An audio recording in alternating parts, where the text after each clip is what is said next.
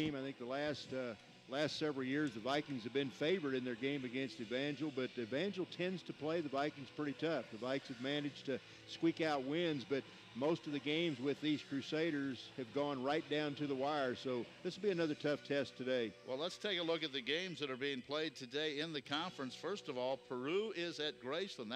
That was the morning game, so that should be ending in about an hour or so. How about that big one Graceland had last week over Benedictine? So they're at home today against Peru. Well, and Coach Barry Rave, of course, the former Valley assistant coach, he's the defensive coordinator now at Graceland. His team had 2 pick sixes against Benedictine, one for 78 yards, also had a scoop and score for 74 yards as they upset Benedictine. So he's got to be happy. Graceland's got to be pretty fired up right now. Avila played a good game against the Vikings last week. They're home again today. Mid-America in town. Mid-America put quite a few points on the board against Baker. So you'd probably think Mid-America, they have to win out if they have any chance, I think, to make the playoffs. Yeah, I think they do too. And Mid-America really kind of, they lost a tough game last week, and they come in right now with a 4-4 record. So, yeah, they've got to win. They got to win the rest of the way to have any kind of a shot at all. Realistically, probably don't have a shot, but they have to win out to do that. Baker at CMU. It's homecoming for CMU. They only had 2 games at home in October. The Vikings were one, Baker, so pick your poison of who you wanted to play for homecoming. I guess they decided Baker today, and that'll be a tough one for CMU. Well, 2 years ago, we were the homecoming game for Central down in Fayette, and the Vikes really played a good game that day, so I guess this year kind of, hey, let's try Baker, but the Wildcats really playing well right now. Grandview is at Culver. Grandview will be the favorite there. Culver, of course, can score some points, so probably a lot of points on the board in that one. Yeah, Grandview had kind of a test last week. They beat Peru State 31-21 up in Peru, but the Vikings have not lost since that first game of the year when Baker beat them, so they're on a roll right now, and they would have to be the heavy favorite there. And William Penn is at Benedictine. Benedictine coming off that tough loss in Lamoni against Graceland. William Penn, tell you what, they lost their first 3 games of the season. Since then, they've played quite well. They're 5-3, and that would be a good ball game up in Atchison. Yeah, I think that will be. That will be a very good game. And William Penn, we beat them 8-7, squeaked one out up there. And Benedictine, again, I think that Ravens have 3 losses right now. So they're another team. If they want to have any glimmer of a chance to get into the playoffs, they've got to win the rest of their contests. Well, the Vikings have won 3 in a row. They are now ranked number 9 in the country. Marion, Indiana continues to be number 1. Baker, number 2. Reinhardt, Georgia is 3rd. As we go down the list here, Grandview is number 6 this week. Missouri Valley is number 9, so a good showing for the Heart of America Conference. Also, Concordia, that's where Curran White is the offensive coordinator. They're ranked number 21. And Denny Honold's team, they're ranked 24th. He's the D coordinator, Robert Morris. They came within 7 of a big upset against St. Francis last week. Had a 1st and goal, couldn't score late in that game. They lose by 7. So Denny's team is back home today against Lindenwood Belleville and Montana Northern. That is where Aaron Christensen's the head coach. They have that rematch at Carroll today. They play a round robin in that tournament. That's their only win of the year, and hopefully they'll go for the sweep over Carroll this afternoon. I know that had to be a big win for Aaron to knock off Carroll. Carroll, a perennial power, but I'd say they will be a hungry team today. All right, we're going to continue, and a new coach for the Evangel Crusaders, Chuck Heppela. He's not new to the program. He was there as an assistant last year, and Chuck is a 1991 graduate of Evangel University, and he is back as the head coach. The Crusaders come in with a record of 3-5. I'll talk it over with Chuck Heppela, the head coach of the Crusaders, in 1 minute on the Viking Sports Network. Could you hear me coming across on? Mm-hmm. Okay, I couldn't tell if I was or not. Yeah.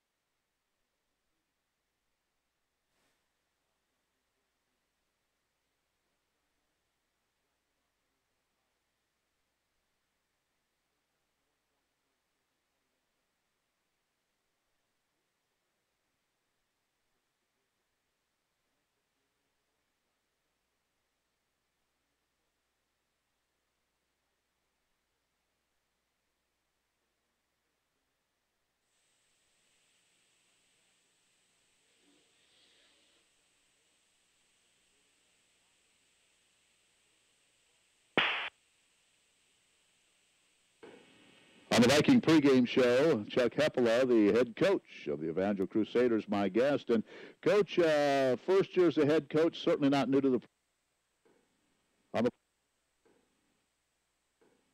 On the Viking pregame show, Chuck Heppola, the head coach of the Evangel Crusaders, my guest. And, Coach, first year as a head coach, certainly not new to the program, graduated from Evangel in '91. You were back last year as well. So I guess it's kind of nice to be home in charge of the football program, isn't it?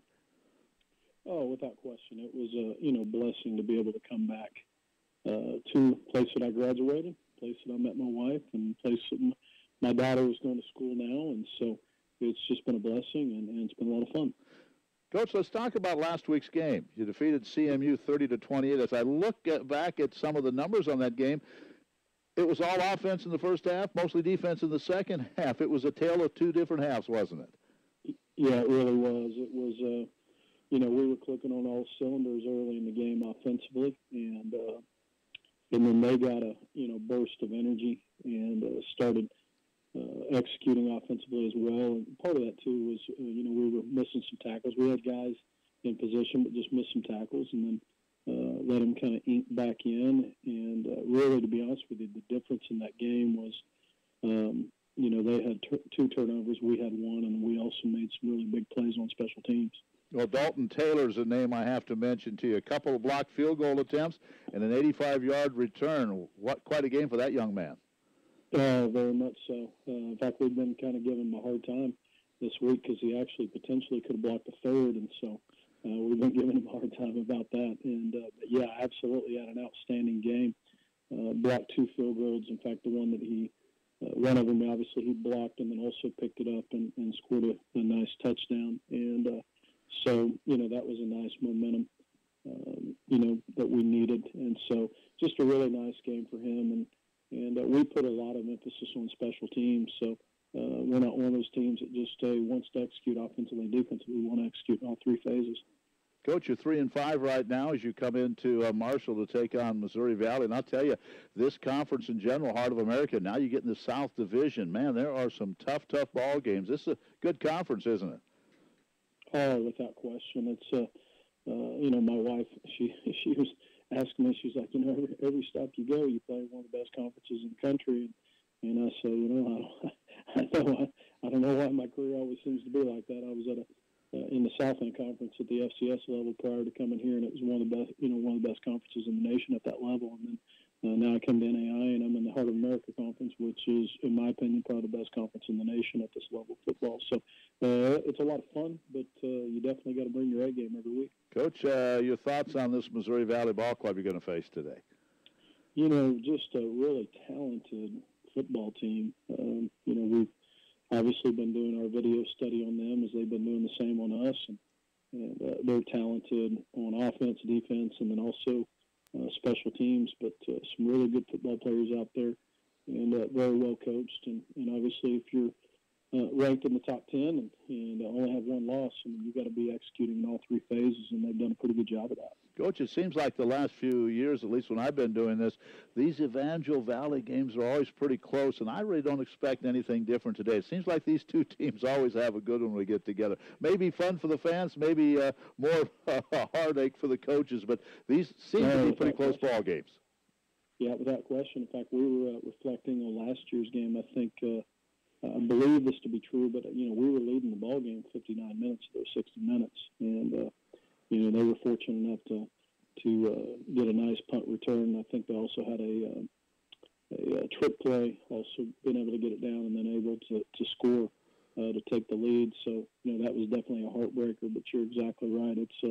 It seems to be there was a lot of history involved with both teams as far as playing tight ball games. All right, so there you've heard the comments from Chuck Heppola. He is the head coach in his second year on the coaching staff, and a 1991 grad of Evangel. He will be on the sideline this afternoon. Ricky Williams, number 2, a linebacker for the Vikings, hasn't had any of those big plays this year, but boy, in his career, he has had some of the biggest defensive plays of the Vikings. And I'll talk it over with a young man from Florida when we return in 1 minute on the Viking Sports Network.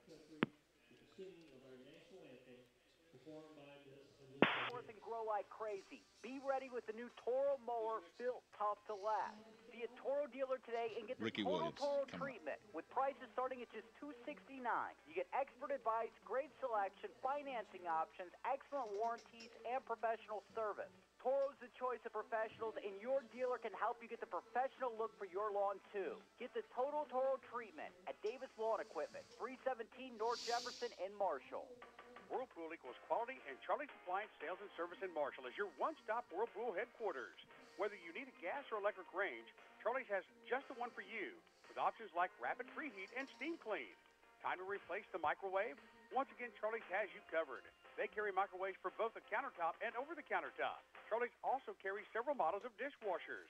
Deliveries available as well as financing with approved credit. Charlie's Sales and Service at 450 West Boyd in Marshall, your Whirlpool headquarters.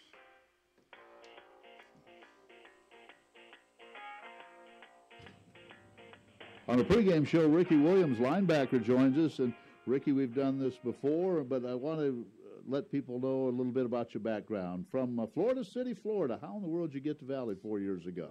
Florida City, Florida. I played high school football at Homestead Senior High. I had a good year in high school. I had like 8 sacks my senior year.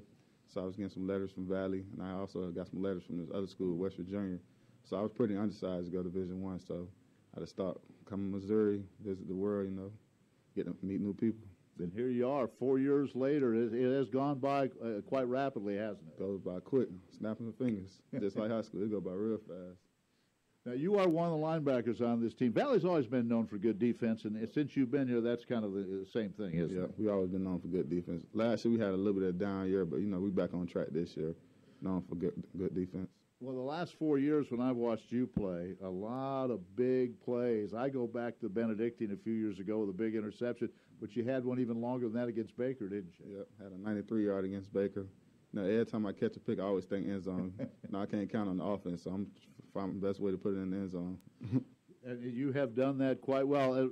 A big fumble, big hit late first half against Culver Stockton on the homecoming game, too. A big play. Yep, off the edge, speed, rip rush, quarterback off the blind side. I always talk, if you script him, try to get your arm behind him, watch Von Miller, script the quarterback. So, I do that. Lorenzo, would have been nice if you could pick that ball up, huh? Yeah, I told him. I'm still on to that day. Like, pick the ball up, call him T. But it was fun. Now, last week, we go to Avila. Offense got off to a great start, 24-0. Then kind of bogged down a little bit. That third quarter, you guys had to play defensively. They had a chance to take the lead. What are you thinking then when you go out and say, okay, here they are at our 27-yard line? Yeah, I feel like we just got to look conservative, up 24-zip. So we just had to rally the guys up, tell them, this Valley defense. We tightened up the third quarter. And pretty much of their plays, like we had a bad punt, then we had a drop fumble, because when we went over our stats at the end of the game, we didn't really give up too many yards, so we just had to tighten back up. Yeah, and did well, and then all of a sudden the offense scored a couple touchdowns. Another one. You guys are 7-1 now, ranked 9th in the country. This is where you want to be, isn't it? Yeah, this is exactly where we want to be. Just taking it one game at a time. I know everybody's thinking about Baker game next week. Yeah. We're just taking it one game at a time. We got Evangel. We beat them. Hopefully we get the playoffs. But I'll tell you what, you can't look past Evangel. If you lose to this game, all of a sudden that Baker game doesn't mean as much. So, yeah, you're right. You got to take care of business today, right? Exactly. One game at a time. Evangel right now. Now, how about your family? I know they watch the home games, and they may watch even when you're on the road the other team's webcast. But they watch these games. They look for number 2, don't they? Yep, they watch all the games. My dad, my mom, they be tuned in, locked in. They say the live screen is nice. Yeah, they be tuned in every game. All right, and they can hear this interview today, too, and they'll see you on the field. So you want to say hi to all your family. You got a big game for them today. Maybe one of those big plays for me today, right? Hopefully. Shout out to my mom, my dad. I love y'all. All right. And let's get into playoffs. Your senior year, let's make a run, all right? Make a run. Get to Florida, have my whole family at the game. That would be fun. Rick, it's been a lot of fun following you the last 4 years. Keep it up. It have a lot of fun being here. All right, that's Ricky Williams. He is number 2, one of our linebackers, and maybe he'll come up with one of those big plays that he has been known for.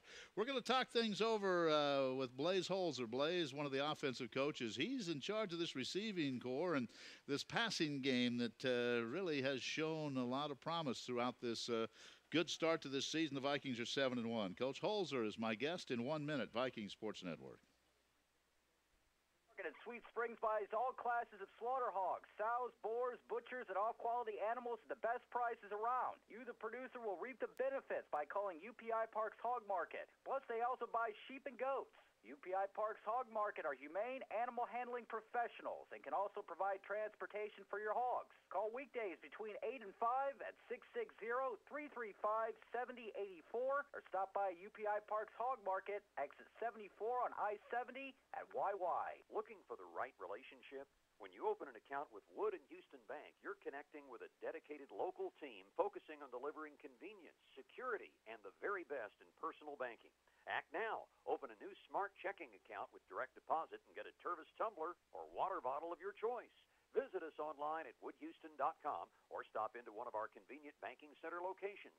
Wood & Houston Bank, personal banking since 1874. Member FDIC and equal housing lender.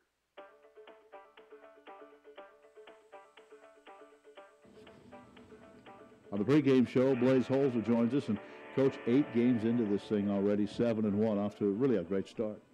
Well, yeah, I mean it's been a fun ride. We've certainly worked hard. Would have liked to have seen some of the games go a little bit easier for us, but we've got a resilient group of guys that have really fought and worked hard all through the season, and it's really a testament to their resiliency and effort that we've been able to have such a great season so far. Talking about this passing game, let's start with your receivers. My goodness, every game it seems like it's someone else who's kind of leading the way. Well, since the last time we spoke, I think we've had some other guys have some pretty big contributions. Obviously, Khalil Smith had a pretty big breakout game against Culver and has had some bigger involvement in the last few games. Dorian's always playing well, and even when he's not having big games, he's certainly drawing coverage and opening things up for some other guys. Kobe's played well. Davon Henry's played well. Rayshon Parker's played. I mean, you can go down the list. Everybody's kind of made a pretty important contribution throughout the season. Even Justin Heiser's returning punts and doing some big things there. So we've had a pretty solid group of guys that are talented and understand their roles and are really doing some good things for us. And on the other end of that's Jake Bridges. I think these guys are all getting used to him now. Well, anytime you're working with a quarterback in receiver relationship, the longer you've been together, the more that you can kind of build that rapport and understand, at some point it's going to get to the point where, Jake's just going to be able to look at him and they're going to be thinking the same thing. And I'm not saying it's at that point yet, but it's certainly guys are feeling more comfortable. They understand how Jake's going to get the ball to them. They understand the timing of it. He certainly understands their timing. And so things have been nice. We've just got to continue to develop that every single day and continue to understand that, complacency is the biggest enemy of excellence. And we've just got to, make sure that we keep working with the same type of grit and fight that we had at the beginning of the season, understanding we were going to have a freshman guy at quarterback. And so as long as we can continue to attack it that way and not feel like we've arrived, we're going to be in good shape. Tell you what, this offense, once it gets clicking, they can score a lot of points. We proved that last week, didn't we? First 4 drives, points on the board. Yeah, it's nice. We've got really talented players across the board. We got an offensive line that's executing pretty well right now. And like we said at the beginning of the season, we had a lot of young guys, and we still do. But I think when you're 8 games into the season, whether you're a freshman, sophomore, whatever, you've played 8 games, you're a pretty seasoned guy. And so I think we're starting to see a more seasoned group out there that understands what they're going to get from defenses. They understand what we're looking for, play call-wise in different situations, and that just adds to a level of comfort and understanding what's going on, so they can kind of anticipate what's happening and go out and execute at a high level. And then obviously we've got really talented athletes out there, so when they get the ball in open field, they've got a great opportunity to make some plays. How about this Evangel defense we're going to face today? Well, Evangel does some interesting things. They're gonna mix up their coverage looks. They play a little bit more man than some of the teams that we've played recently, but they do a great job of disguising it. They're going to be an aggressive group in some circumstances, and then they're also going to mix in some coverage looks that'll give you a little bit of difficulty in terms of just like I said, the way that they play their man coverage is a little unorthodox on occasion, and that also then leads into them being able to trick you a little bit when they're getting into their zone looks. So it's a group that I think is definitely one that can go out there and give you a tough time. First time we're home since October 1st. Nice to be home. Hey, you want to mention a lady that's very special to you today? Absolutely. My grandmother on my dad's side, my grandma Holzer, had a fall last week. She's going in to get surgery on her shoulder today. So just really want to make sure she knows that we're keeping her in our prayers and and everyone in our family really hopes that she does well, and hopefully she'll be waking up in the recovery room with a little bit of a chance to watch our victory. All right, Coach. Thanks for the visit. Thank you. So there you have the comments of Blaze Holzer. He kind of runs his passing game and the passing attack with our freshman quarterback and a fine core of receivers doing a pretty good job. In fact, you look at the numbers as far as the passing game. How about Jake Bridges, Joe? He has 16 touchdown passes, 3 interceptions. He's also rushed for 6. So that young man has 22, responsible for 22 of the touchdowns the Vikings have this year. He's had a great freshman season, Ken, and I think one thing that impresses me with Jake in the passing game, he spreads the ball around to different receivers. It's not just one, even 2 guys. You'll see 4, maybe 5 different people catch passes during the course of a lot of games. All right, we're just about ready to get this thing underway. We're coming back. Coach Paul Troth joins us in 1 minute, and then it's kickoff. Evangel and the Vikings. We'll talk it over. The head coach, 1 minute, Viking Sports Network. Wheat growers across the country rely on AgriMax wheat for exceptional For yield. this ball game, Coach Evangel comes in, new coach. United States, AgriMax wheat is in the top 10 for soft red winter wheat. It's simple. AgriMax will help you achieve your wheat production goals. Join forces with Weber Seeds and Marshall and AgriMax Wheat. Paul Troth joins us for this ball game. Weber Seeds and find out more about AgriMax. Grow the best with us, Weber Seeds. Viking Athletic Goods in the Marshall Square is your apparel headquarters for all your favorite teams. KC Chiefs, Mizzou Tigers, Missouri Valley Vikings, Marshall Owls, Slater Wildcats, Santa Fe Chiefs, and much more. Pullovers, hoodies, sweats, even socks with logos. Viking Athletic Goods also carries a nice selection of crazy socks. And for going to the games, you'll find the best stadium seats anywhere at Viking Athletic Goods on the Marshall Square.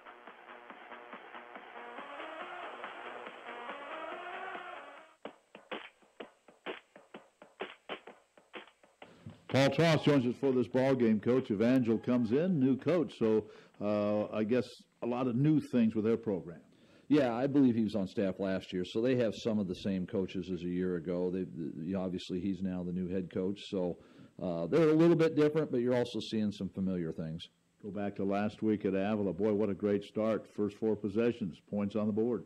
Yeah, that's obviously what we look for is that consistency, coming out early and establishing something. And we did that our first 4 possessions, and then, those last 2 possessions, 4 half, we kind of got into a clock thing, got us a little bit out of what we were doing successfully earlier. That was kind of my fault, and the kids, kind of rebounded a little bit, but those turnovers hurt, gave them a chance to stay in it. But, overall, I felt like we controlled the game and never really felt like it got away from us, just a little bit sloppy at times. Well, no matter who you play in this conference, there are some good athletes and pretty good offense. Avila had pretty good offense.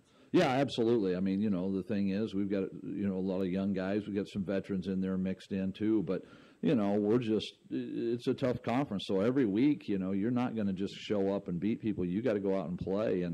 And fortunately, for the most part, we've been able to do that. But certainly wish we could be a little more consistent with the good things. But, I think that's every coach, every team. But, we're pleased with the way our kids have responded. But we know it's going to be a dogfight. Well, obviously, doing things right at the right time. You're 7-1, and all these games have been pretty close.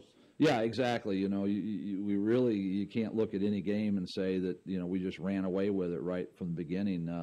And again, that just speaks a lot to the conference has some good teams, and every week it sounds like a cliche, but it's absolutely true. You got to show up and play, and it's no exception. And we're too young and inexperienced in some spots to just beat anybody, start to finish, like I said. So we know that we got our hands full, and we're going to have to go out and play well. Back to today's game. First time since homecoming. We've been home since October 1st. And Evangel, again, maybe a little more, last year I know defensively they did a lot of different things. Maybe a little more conventional this year?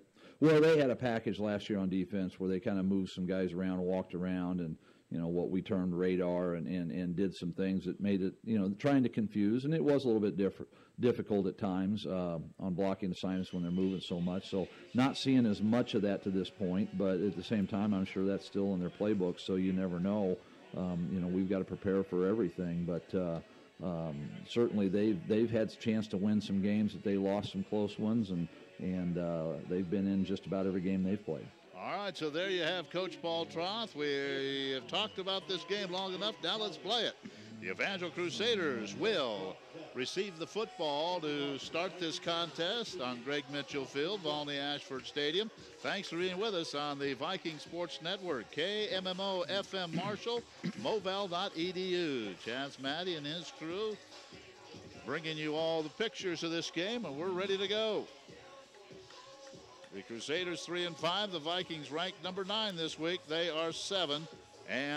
Back deep for the Crusaders. Brady Collier and Brock West. West to one of the running backs, Collier a wide receiver, and Austin Johnson will kick it off with a strong southwesterly breeze at his back. Joe, that wind could play a factor in this one today. It could. It's a very warm, kind of a balmy day, temperature in the low 80s, and then usually this time of year when you get a warm day like that, there's going to be some wind, and it's certainly up there today. West and Collier back deep. Johnson into the football. This game is underway, and with that wind at his back, he sails this one into and out of the end zone. So the Crusaders will take over, and this Viking defense has been very stingy. We'll give you some of the numbers as we go along, but Justin Aguilar, Kyraton Kilgore, Miles Campbell will start up front. The linebackers, Elliott Suter, Ricky Williams, who we talked about in the pregame show, and I'm going to check and see if indeed Jacob King is out there. King had I don't see him out there. I don't see him right now. Play. He's not in the starting lineup anyway. So Dylan Babb will start, and then Stephen Thayer will be in there as well. From the pistol on first down, here's Blake Woodard. He is the starting quarterback for the Crusaders. He is a senior.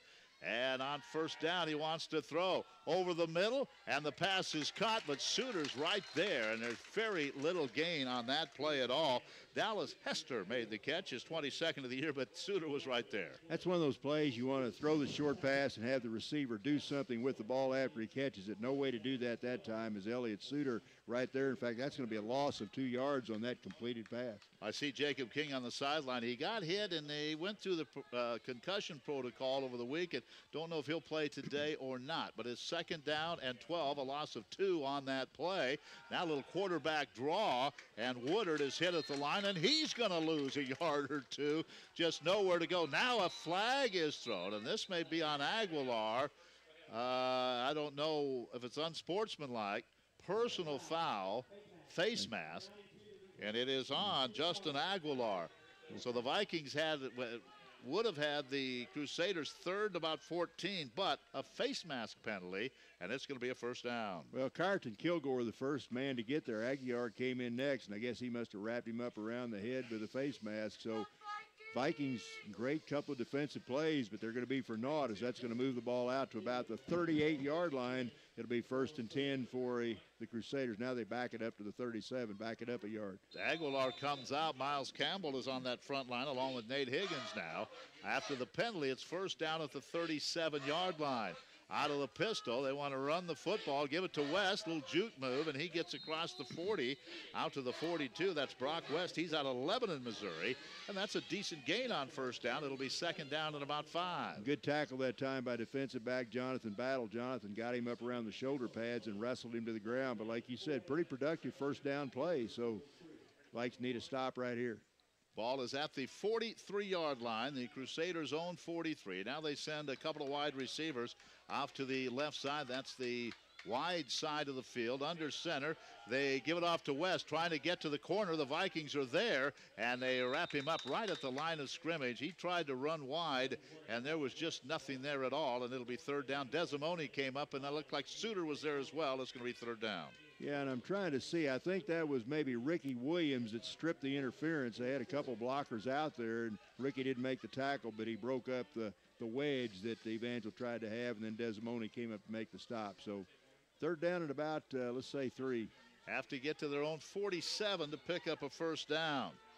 Woodard will work out of the shotgun now with West to his right. Throws over the middle. It's knocked away, and an excellent play by Gallegos. He stood there. The tight end was there, and Gallegos waited and just batted it away. It'll be 4th down. Well, you know, if Justin had run through the receiver, that would have been pass interference, but he reached over the top and got a hand on that ball and batted it away. So nice play by the defensive back, and again, Justin Gallegos, a senior out of San Francisco. Jake Arnold was the intended receiver, so the first punt of the game, this will be Brady Burke. Burke out of Mansfield, Texas. And I think I just saw Bruce Reyes walk into the Good to game. see Bruce back. Here's kind of a wobbly spiral, and Heiser makes the fair catch at about the 16-yard line, so it'll be 1st and 10 for the Vikings. They'll start at their own 17, wind at their back, and let's see. Jake Bridges, we gave you some of his numbers.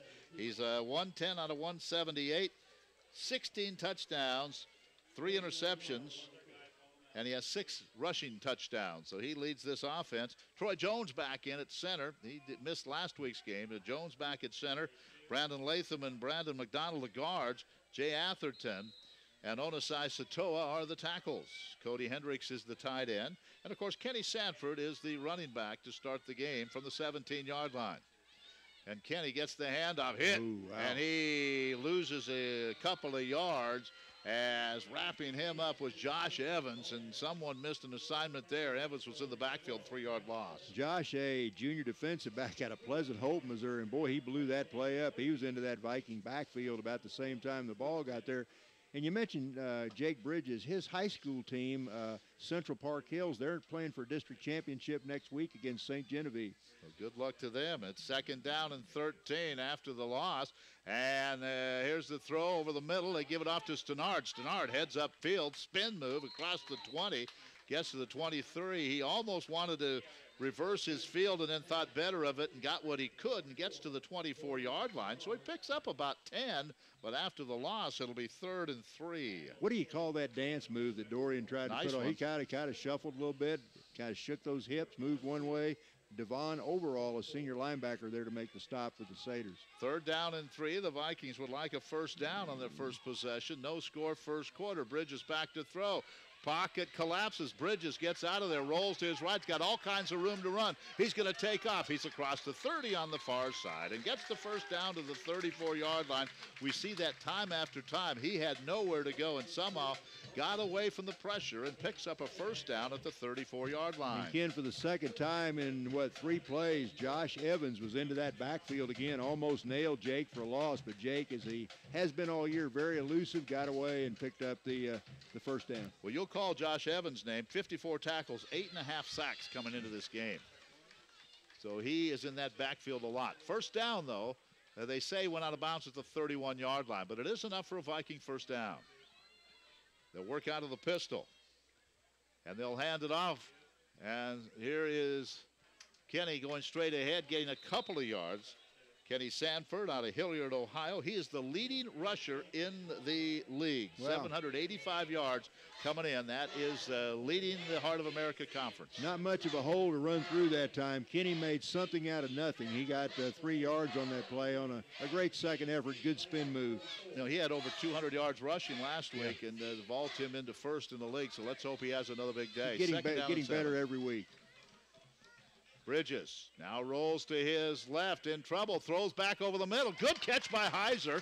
Heiser is going to be tackled at the 45-yard line, but he had to reach out for that one, made the catch, and Justin Heiser, his 9th catch of the year. Vikings have it 1st down at the 46 after the scramble by Jake Bridges. Dante Young, the senior defensive back, made the stop, but I watched on that play, Justin Day, defensive lineman, 350 pounds, was chasing Bridges. You knew that wasn't going to happen. Yeah, Justin Day out of Aiken, South Carolina, 350-pounder. Matt Looney and Talacey Wilder, the other, is on that 3-man front.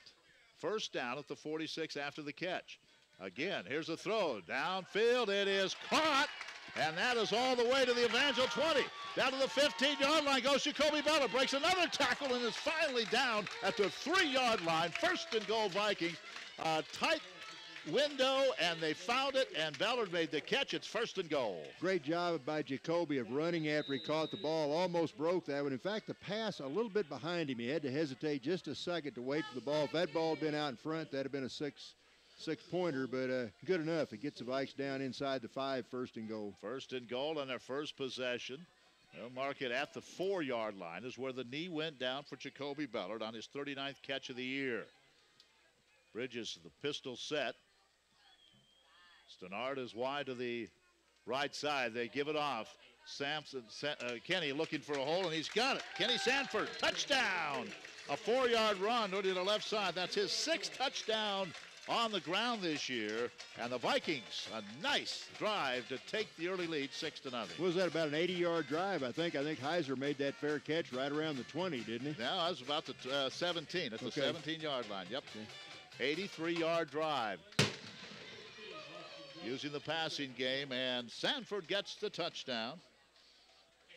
And now Johnson will attempt the extra point with Bellard holding. Here's the kick. It's up, and it is good. Austin Johnson is very consistent on those extra points. 7-0, Vikings with the early lead. 9:21 to go. We're back with the kickoff, 30 seconds, Viking Sports Network. The Red Cross Pharmacy family consists of pharmacists, technicians, and support staff that are committed to your family's good health. With free services like the Care Card, Elite Care, Kid Care Vitamins, Lids for Kids, and many more, we're working to provide your family with affordable quality health care services whenever you need them. Our family serving your family for over 160 years. Our family caring for your Red Cross Pharmacy. Red Cross Pharmacy has no affiliation with the American Red Cross. Peak Sport and Spine is Missouri's largest provider of outpatient orthopedic physical therapy. I'm Ron Renard, Clinic Director and Physical Therapist. Using the latest manual and soft tissue techniques, we help you regain your optimal level of function. We can meet the needs of the weekend warrior to the elite athlete. We also specialize in workers' compensation, helping you get back to your job quickly and safely. If your physician prescribes physical therapy, choose Peak Sport and Spine. See us locally in Sedalia, Fayette, Marshall, and now in Sweet Springs, or visit us at peaksportandspine.com. Here's the kick, and this one goes to the goal line and into the end zone, and very wisely Brock West takes a knee. Yeah, a couple of kicks right in a row that have gone right into the end zone, so nice job by the Viking kicker, Austin Johnson. You know, sometimes you take for granted the importance of a touchback. If you can put that team back at its 25-yard line as opposed to letting them get out to the 35 or the 40, makes a huge difference. Glad you can be with us, listening on KMMO FM Marshall, also moval.edu, and viewing on moval.edu, whether you're rooting for the Vikings or the Crusaders. Glad to have you with us this afternoon on a windy but very warm day this final Saturday in October. First down from the 25-yard line, Blake Woodard. 138 to 262 coming into this game, and on first down they'll hand it off, and that didn't fool anybody as Brock West runs into a pile of purple, and it's going to be second down. Very little gain, if any, on that play. I saw Steve Thayer and Miles Camel getting off the bottom of that pile, so good job by the Vikes up front. A good surge, very short gain on the play. That was Cade Wilkie, carried the football, but no gain. I'll give him a yard. It's second down and 9 from the 26. Woodard, now quarterback draw. He has a little bit of room, and now the hole closes at the 31-yard line. Boy, the Vikings are quick, aren't they, Joe? He had a big hole to run through, and as soon as he got to the line of scrimmage, it closed in a hurry. Well, it did. And that's the second time they've tried that quarterback draw. Antoine Palmer coming up from the secondary there to make the stop. So third down and about 4 for Evangel. Ball just across the 30 at the 32. 8:25 to go in the first quarter. Vikings with a touchdown on their first possession. They lead 7-0. Juan Casti, Desimone, Antoine Palmer, Jonathan Battle at defensive secondary on this possession. Third down and 4. Here's the pitch, and Wilkie goes nowhere. In fact, he'll lose 3. Trying to run to the left, all the way back to the 29-yard line. So it's going to be fourth down, another punt for Brady Burke. Joe, I just don't know. We haven't seen Baker, obviously, the number 2 team in the country in NAIA, but everyone else we've played, it's just really tough to run wide against this Viking defense. It'll be interesting to see Baker's high-powered offense against this very stingy Missouri Valley defense. That'll be a great matchup next week. And Burke back to punt it away, standing at his own 15. Good snap, rushes on, but he gets it away. And that one is end over end, and it is going to bound by Heiser. Wisely stayed away from that, and it rolls all the way down to the 21-yard line. So the Vikings will take over there. Heiser, I don't blame him on that one, Joe. That ball got up as end over end into that wind. You're better off there just to let it go. And that Viking rush obviously bothered the Evangel punter that time. That was not a good punt, but it got a very good roll. So Vikes take over fairly close to where they took over the last time. I think that last time they took over at their own 17, put an 83-yard drive together. So let's see if they can go 79 this time. The Vikings are sixth in the league in scoring, 28.3 points a game. They're right in the middle of the pack in total yards as well with 382. That's seventh in the league.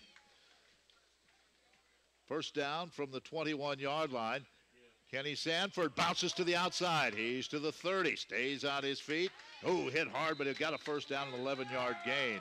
Well, he is a hard runner, isn't he? Yes, he is, and really, he stays on his feet. He's good at breaking tackles, and he did that time, broke a couple tackles, and that's going to be a good gain. That's going to be enough for a first down. That stop made by Isaiah Daniels, a sophomore defensive back out of Branson. Ball all the way out across the 30, 33-yard line. Vikings leading 7-0 early first quarter. Working out of the pistol from the right hash mark is the freshman quarterback, Jake Bridges. Where's number 1 on that Viking uniform? And they'll hand it off again. Little stutter step, and Sanford gets across the 35 to 37. Joe, he fumbled 3 times last week, and I saw him in the hallway, one of the buildings on campus today, and I stopped him. I said, hey, what's the deal? He said, well, he said, I said, you don't normally do that. He said, well, he said, I'm trying to get a few too many yards. He said, I think I learned my lesson. When the yardage is over, I think I'm going to wrap it up and go down. I've seen some coaches, when a kid fumbles, make him carry a ball around to class that next week. Well, we'll see if he's true to his word this afternoon, but at least he was aware of it. Second down and 6 after the gain of 4. Vikings trying to establish that run here in the first quarter, leading 7-0. Bridges again. Once again, it's Sanford running to the left. We're looking for a block. Not there, but he lowers his shoulder and gets to the 40. And that will be a gain of about 3 to bring up 3rd and 3 with 6:05 to go first quarter. Vikings up 7-0. Gino Bottinelli, a sophomore defensive back, made the stop for Evangel. But you talk about Sanford. He's normally been very sure-handed all year long. For a freshman, last week was by far the highest, worst turnover game he's had. Normally, he's been very dependable with the ball. All right, Vikes need about 3.5 to get a first down to keep this drive alive, leading 7-0. That worked from the left hash mark as that running play went to the left. That's the Vikings side of the field. Bridges in the pocket. He surveys the situation. Now he's going to run, tucks it, and gets to the 44-yard line, and that is enough for a first down for the Vikings. Tackle was made there, but it is enough for a first down. Good job by the offensive line that there. Jake had plenty of time to survey the field, couldn't find anybody open, had a nice little hole to run through, and Devin Overall made the stop, but that's another Viking first down, just shy of the 45-yard line. Overall linebacker out of Monette, Missouri, but it's first down, 44-yard line.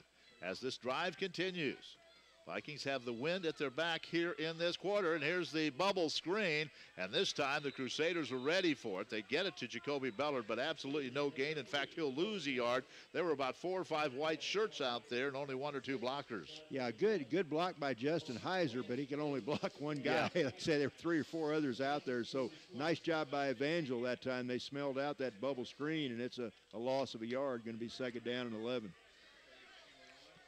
Vikings average 157 yards rushing a game and 224 through the air, both 7th in the conference. Second down and 11. They hand it to Sanford. Kenny finds a hole, bounces to the outside, gets to midfield, and then tripped up. And he'll go down at the 49 of the Crusaders. That's a nice gain of about 7. It'll be 3rd and 3.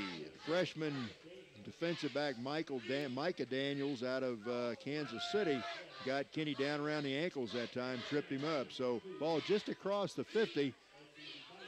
Let's see if the Vikes can get 4 yards and get this first down. Need to get to the Crusader 46 to pick up a first down. A little press coverage on the corners. Empty backfield for Jake Bridges. Bridges will take the snap. He rolls to his left, wants to throw it that way, completes it, and where are they going to give Siobhan Richardson forward progress? It's going to be a first down, I think. They're going to give him the ball at the 46. That's where he caught it and then was rudely thrown back by Dalton Taylor. However, that's enough for a first down. Yeah, that was a good call by the official. Siobhan didn't try to make a move to advance the ball. As soon as he got the ball, he was shoved back. So that was a good job of giving his forward progress. As you said, a first down, 3:45 to go in the first, 7-0 Vikings. Vikings, very methodical drive here. Kenny Sanford has the touchdown on a 4-yard run. On the last drive was a big pass play to Jacoby Beller to set that up. Vikes looking for their 8th win of the year. They give it to Sanford, left side. He turns the corner to the 40, lowers his shoulder, dives over the top of one of the defenders down to the 35-yard line. They'll give him the 35, 11-yard gain and a first down. Yeah, tackled that time by Hunter Ferris, a sophomore defensive back out of Canal, Winchester, Ohio. Have you ever been there? No, I have not been there. Hilliard, Ohio is where Kenny's from. Okay, so two Ohio guys hooking up. Two Ohioans. He went right over the top of him and got an extra 3 yards. 35-yard line, first down for the Vikings. Bridges, play action, throws, and he gets this one to his tight end. Cody Hendricks rumbles up the left sideline, and that should be another first down to the 21-yard line. That's the 7th catch of the year for number 35, Cody Hendricks. Cody lines up at that fullback position, and Ken, most times when Jake Bridges has called his number and looked for him, Cody's been wide open, and he's made a big catch and a big run afterwards, which he did that time. Now into the lineup, Sean Simmons giving Kenny Sanford a break. Simmons, a freshman running back out of Kansas City. Where's number 34? First and 10 for the Vikes at the 21-yard line of the Crusaders. We're in the first quarter. Valley up 7-0. Driving again. They'll keep it. Now pitch it to Simmons, and he didn't get anything. It's a little late pitch, and the defense was there that time to stop that play for no gain whatsoever. It'll be second down. In fact, they may have lost a yard. Tennessee Wilder, a sophomore linebacker there to make that hit. So good job that time by Evangel to smell out that quarterback option. And I think Jake maybe pitched that ball a little bit too quickly in the option. Second down and 12, a loss of 2 by Simmons. Now the Vikes will go with the empty backfield, and Simmons will be split wide to the right side. There are 3 wide receivers right. Siobhan Richardson to the left. Again, empty backfield.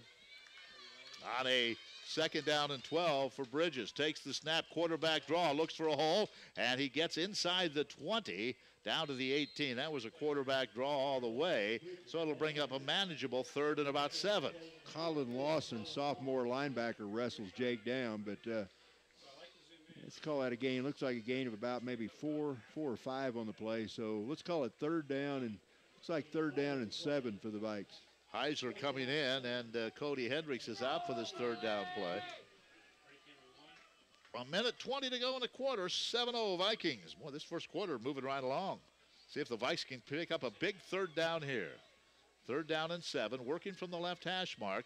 Bridges back to throw. Into the end zone, looking for Siobhan Richardson, makes the catch, and now that ball is knocked away at the last second. He had his hands on it, but knocked away by Dalton Taylor. Right at the last moment, the Vikings will have to settle for a field goal attempt. Yeah, good pass, good throw that time, and looked like it hit Siobhan Richardson right in the numbers, but a good play. Looks like the defensive back maybe got a hand up and swatted that one away at the last minute. Close to another touchdown. Nicely thrown ball by Bridges. So 35-yard field goal attempt. Austin Johnson, he's 5 out of 7 field goals this year. This one from the left hash mark with Jacoby Ballard holding. Decent snap. Kick is on the way. Plenty of leg, and it is good. Austin Johnson puts it through, and the Vikings add to their lead. It's 10-0, 1 minute to go in the first quarter. We'll be back in 30 seconds. Viking Sports Network.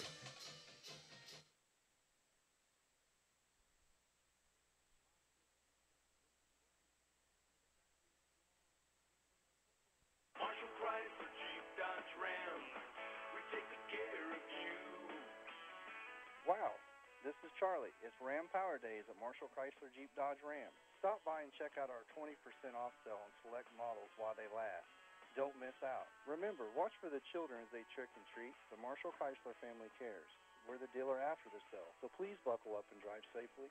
Stop by and see Steve, Ryan, Rayner, Richard, Albert, or myself today. There are many options with group health insurance, so many that a little advice can be helpful. Many plans have flexibility, no pre-existing conditions, different deductibles, and more. This is Robin with Lime Cooler Insurance Services in Marshall. Give Brandy or I a call or stop by our office. We can help you decide on which group health plan best fits your needs. Whether you are a large group or a small group, we work with people just like you every day. Remember, at Lime Cooler Insurance Services in Marshall, it's our family taking care of your family. Well, for the third straight time, Austin Johnson kicks it into and out of the end zone. So the Crusaders will start at their own 25-yard line. We're down to a minute to go in the first quarter, 10-0 Missouri Valley. Joe, while we have just a moment, kind of miss our old friend Ed Beach. Ed was a broadcaster for the Crusaders. Ed took a job at Drury University, so not here today. And that's always enjoyed talking to Ed every time we'd take on the Crusaders. And he always took pretty good care of us when we went to Springfield. Well, it's first down at the 25-yard line for the Crusaders. And a lot of you folks who may be listening and watching, rooting for the Crusaders, glad to have you with us on the network. Here's the screen pass, and they give it to West. West up the sideline, tried to tightrope that far side. That's the Evangel side of the field, stepped out of bounds. Vikings were coming with the heat, and they threw the screen pass and pick up decent yardage. Let's see where they're going to mark him out at the 30-yard line, so a gain of 5. That was a very good call, very good execution, as the Vikes looked like they had a jailbreak, had 3 or 4 guys into the backfield, and Woodard just took his time and found his receiver out of the backfield. So, but still only a 5-yard gain, so the Vikings reacted pretty well. Second down and 5 for the Crusaders, their third possession of the afternoon. And they want to give it to West. He tries to bounce to the outside. He's not getting back to the line of scrimmage. Tried to run to the left. He broke one tackle, and then the rest of the Vikings were there. And that's going to be a loss of about 3 to bring up 3rd and 8. Yeah, I didn't see who made the tackle, but Nate Higgins blew that play up. Nate came off of that right defensive end position, got into that backfield, and made West kind of circle back a little deeper than he wanted to, and then the Viking linebackers and secondary came up and closed that one down. So that it was second about 5. Now it's going to be 3rd down and about 8, a loss of 3 on the play. 3rd and 8, and I believe we do have a end of the quarter. So 10-0. Vikings with the lead. We're going to come back in a minute. It's 3rd and 8 for the Crusaders when we return to Greg Mitchell Field. 1 minute on the Viking Sports Network.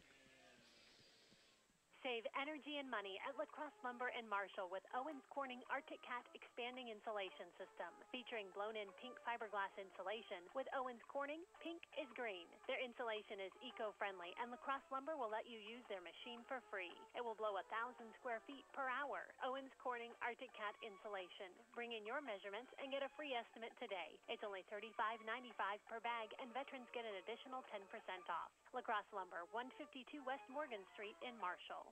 ConAgra in Marshall is the local producers of kids' cuisine, banquet frozen dinners and pot pies, and healthy choice cafe steamers. ConAgra is a great place to work, and they're committed to making the foods you and your family love. Over 99% of American homes buy foods made by ConAgra. They work hard every day to earn your trust. They also strive to give back to the communities they serve. To find out more about their products and the company, visit ConAgraFoods.com. As we start the second quarter, it's 3rd down and 8 for the Crusaders. Woodard, little play action, throws it over the middle. The ball is caught. All the way to midfield goes Dallas Hester. A little slant pattern. Hester made the catch. Desimone on the tackle, but that's a 1st down and a big play for the Crusaders. Yeah, that was a well-thrown pass that time by Woodard. A little bit of a play fake there, and then Hester just a little slant pattern right across the middle. Got behind that initial wave of Viking defenders, and Woodard put a bullet right there. So that's by far the best play of the day so far for Evangel. Again, the wind at the back now, the Crusaders in the second quarter. So let's see if Woodard will try to take advantage of that. It's 1st down from the Viking 47. Throws to the sideline. This pass is caught, and getting out of bounds after a nice gain on the 1st down, Chance Smith. Yeah, Juwan Cassidy bumped him out of bounds right after he caught the ball, but that is, like you said, a pretty good 1st down pickup. Let's call that a gain of almost 7 on the play. So 2nd down and 7, ball at the 40 in Viking territory. Vikes lead at 10-0, just underway in the second quarter, but Evangel on the move.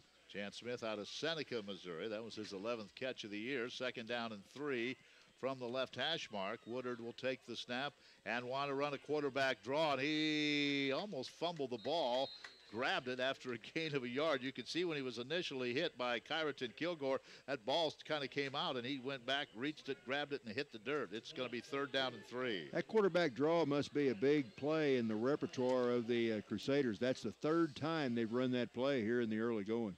And Big Kyraton said, not on my watch, you don't. Big guy out of St. Louis, 305-pound junior. 3rd and 2.5 for 1st down. Under center is Woodard.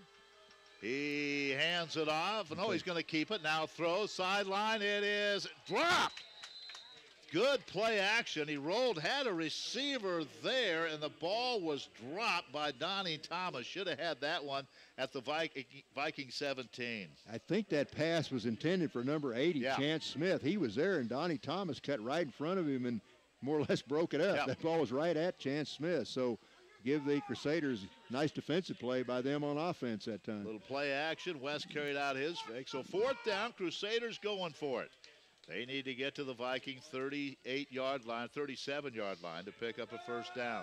Woodard, a little quick kick. Nice kick. And he's going to kick this one into the end zone. So on 4th down, tried to keep it in the field of play, did not went into the end zone, so the Vikings take over. Good job by this Viking defense to hold there. Yeah, and I thought, boy, surely they're not going to go for it this early in the game. If they had not made that first down, it'd been disastrous. But nice fake that time, nice kick by Woodard. So Vikes will take over at the 20, it's like the 20-yard line. Well, I agree with you. They got a break there because Chance Smith, whether he caught the ball or not, I don't know, but he was open.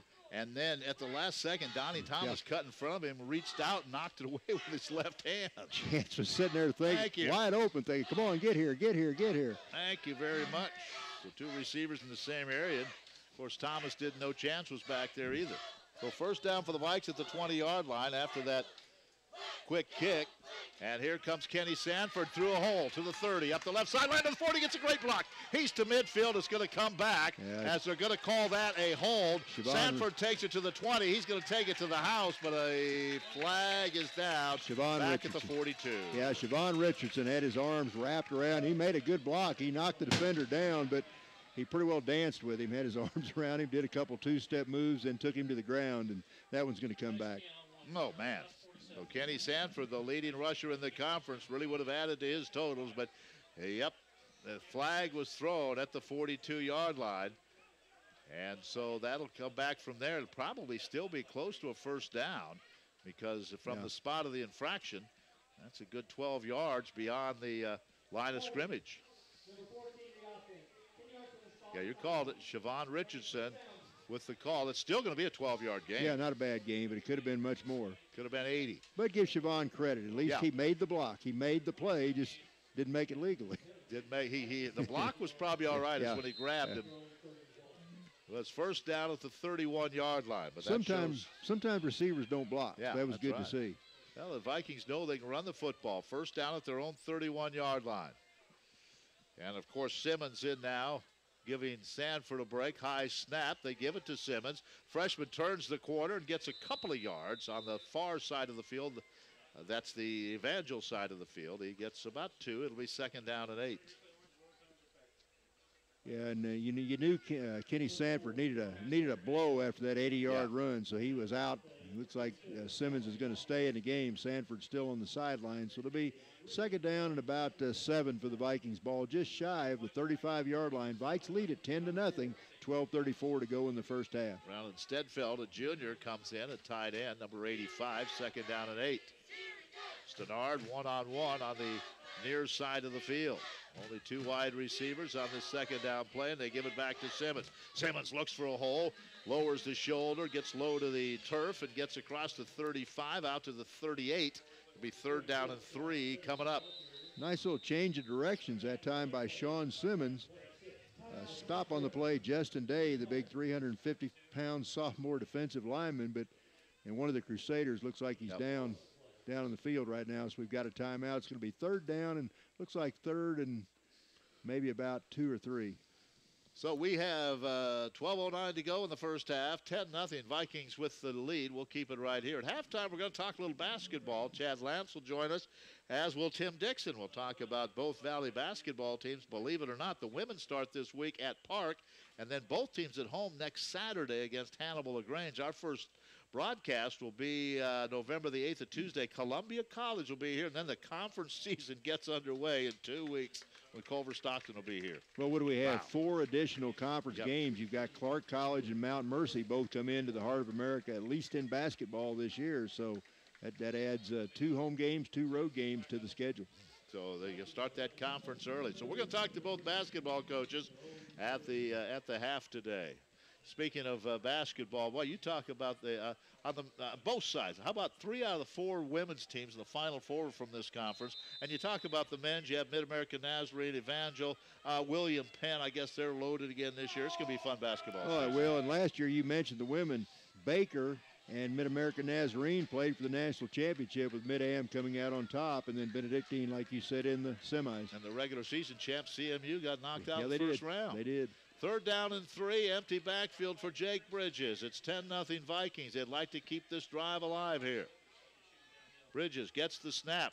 Quarterback draw. He's got the first down and gets a little bit more up to the 46-yard line. Goes left side.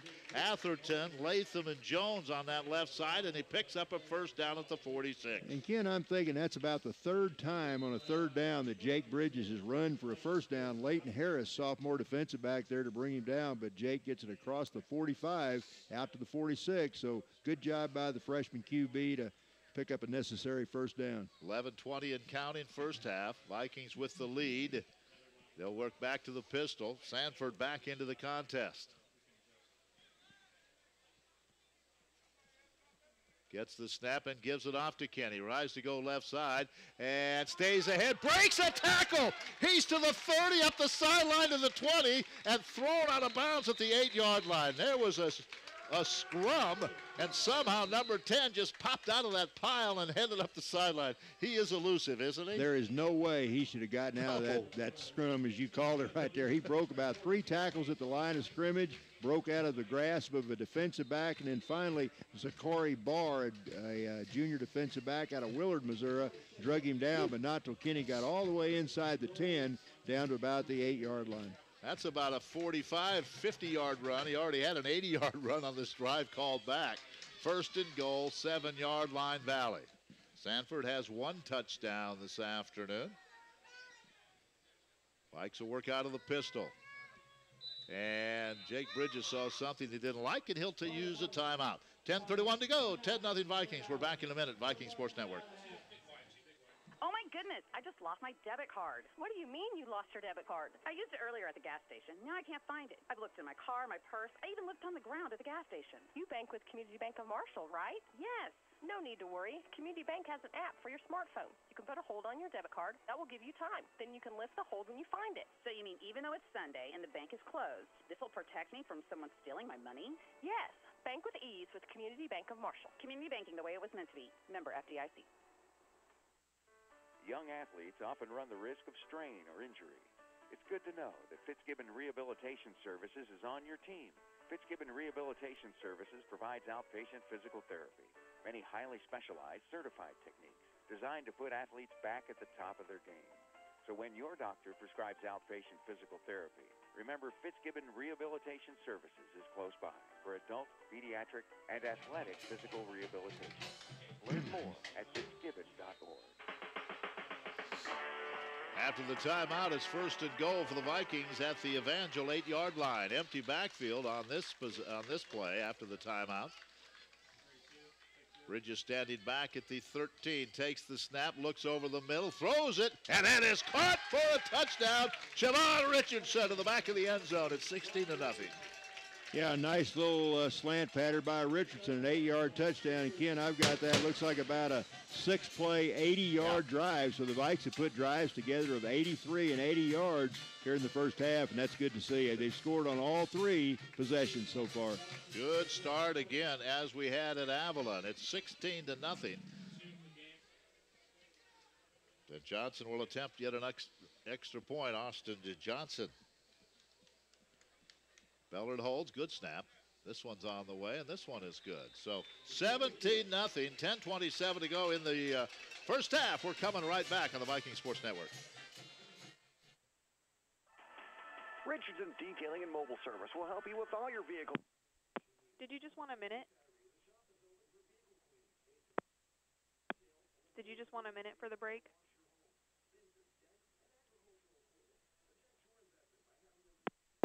To schedule an appointment, stop by. Yeah, minute's fine. West Boyd Street in Marshall, or call 815-7511. Richardson's Detailing and Mobile Service. Professional, personable, affordable, and waiting for the next dirty job. The one name you need to know for maintenance and repair on your diesel is Marshall Diesel. Marshall Diesel does everything from oil changes to overhauls. And if you think you can handle the job yourself, they'll sell you exhaust parts, filters, belts, hoses, air valves, brake parts, and more. Marshall Diesel also has 1,100 cranking amp batteries, open 8 to 5 weekdays till noon on Saturday. Call Randy Adams at 886-8646 to get your work done at Marshall Diesel. 758 North Miami and Marshall. Credit cards welcome. See MarshallDiesel.com. For the first time today, Johnson has to kick off into that breeze, and it doesn't matter. He sends that one out of the end zone. That's the deepest kick he's had yet, I think. And that was into the wind, and he just sent that one about 9 yards deep in the end zone. So the Crusaders will start at their own 25-yard line, Valley leading 17-0. Joe, this is what happened last week. Now today, you just hope the Vikes learn from that and just continue with the pressure. Yeah, I hope so. And this is about the time Avila started to make their run. The Vikings had that 24-0 lead, and then Avila scored a couple touchdowns, and all of a sudden we had a game on our hands. So let's don't do that again. First down at the 25-yard line. Woodard, a little quarterback draw. This time he bounces to the outside, gets a few yards, and he pays for it at the 24-yard line. Oh, man, Thayer was there, and Thayer got a little bit of help from Battle, and they put it to Woodard there after a very short game. Yeah, Woodard likes to run that ball from that quarterback position, and you're right, he took a monster hit that time, but that's going to be they call that a loss of one on the play, so that backs it back to about the 24, second down and 11. Again, they have not had much success trying to run wide against this fast Viking defense. Second down and 11 for Woodard. This team averages 21.8 points a game. That's 10th in the league. Woodard looks to his left, throws that way, and it's almost picked off. Oh, baby. Almost picked off by Thayer. He anticipated that pass. He stepped in front of Jake Arnold and had to go off his fingertips at the 25. And if he'd have caught that ball, Steven could have danced into the end zone. He had 20 yards and nobody close. So look at him. He knows it too. Shaking his head. At this level of football, he's fast. Yeah, he is. How'd you like to have him at one defensive end and have Josh Evans of Evangel at the other? Both those guys are pretty quick off the edge. Third down and 11 for Woodard. He takes the snap. Three-man rush. They're after him. Throws it deep downfield and overthrows everybody. On the coverage, Jawan Cassidy. Dallas Hester, the intended receiver, well overthrown. Another punt coming up. Yeah, Vikes in a man-to-man coverage that time. It looked like Evangel had three receivers out, and all three looked to me to be well covered. Like you said, Cassidy covering the Hester, I think, the receiver, intended receiver. So now Evangel will punt. That's the bad news. The good news for them, they will kick with the wind behind their back. Brady Burke out there to punt again. Decent snap. Vikings rush up the middle. This one is end over end. Taken. And through the first wave is Justin Heiser. Heiser down the middle. Heiser's to the 30. He cuts to the outside to the 20, to the 10, to the 5. He dives to the pylon. Touchdown, Justin Heiser on the punt return. I'm going to call that about a 61-yard return. I didn't pay attention to exactly where he caught the ball, but Justin caught that ball right around his own 40, went right up the middle, a nice wall by the Vikings, and when he cut it to the outside, he had a couple linemen trying to run him down, and again, you knew that wasn't going to happen, so a nice job by Heiser. And again, we talk about Justin quite a bit. He's a freshman out of Kaiser, Missouri, down near the Lake of the Ozarks, and that gives the Vikings a 23-0 lead. The PAT coming up. Well, you know, Jody Ford, the special teams coach, and these special teams guys are happy with that. Justin Kaiser, a punt return. That's the first punt return for a touchdown for the Vikings this year. And it's 23-0. Quickly, Johnson back out for another extra point attempt. This one is on the way, and this one is good. 24-0, 9:18 to go. We'll be back with yet another kickoff. Well, hold on, there's a flag down. Let's see what this flag is all about. Ken, what a difference a week could make. If you remember last week, Justin fumbled a punt in that Avila comeback. This week, he takes it on the dead run and goes 61 yards for a touchdown. The penalty is declined. It was offside against the Crusaders. Let's take a quick 30-second break, and we'll come back with the kickoff. The Vikings rolling early on this one, up 24-0. Back in 30 seconds, Viking Sports Network.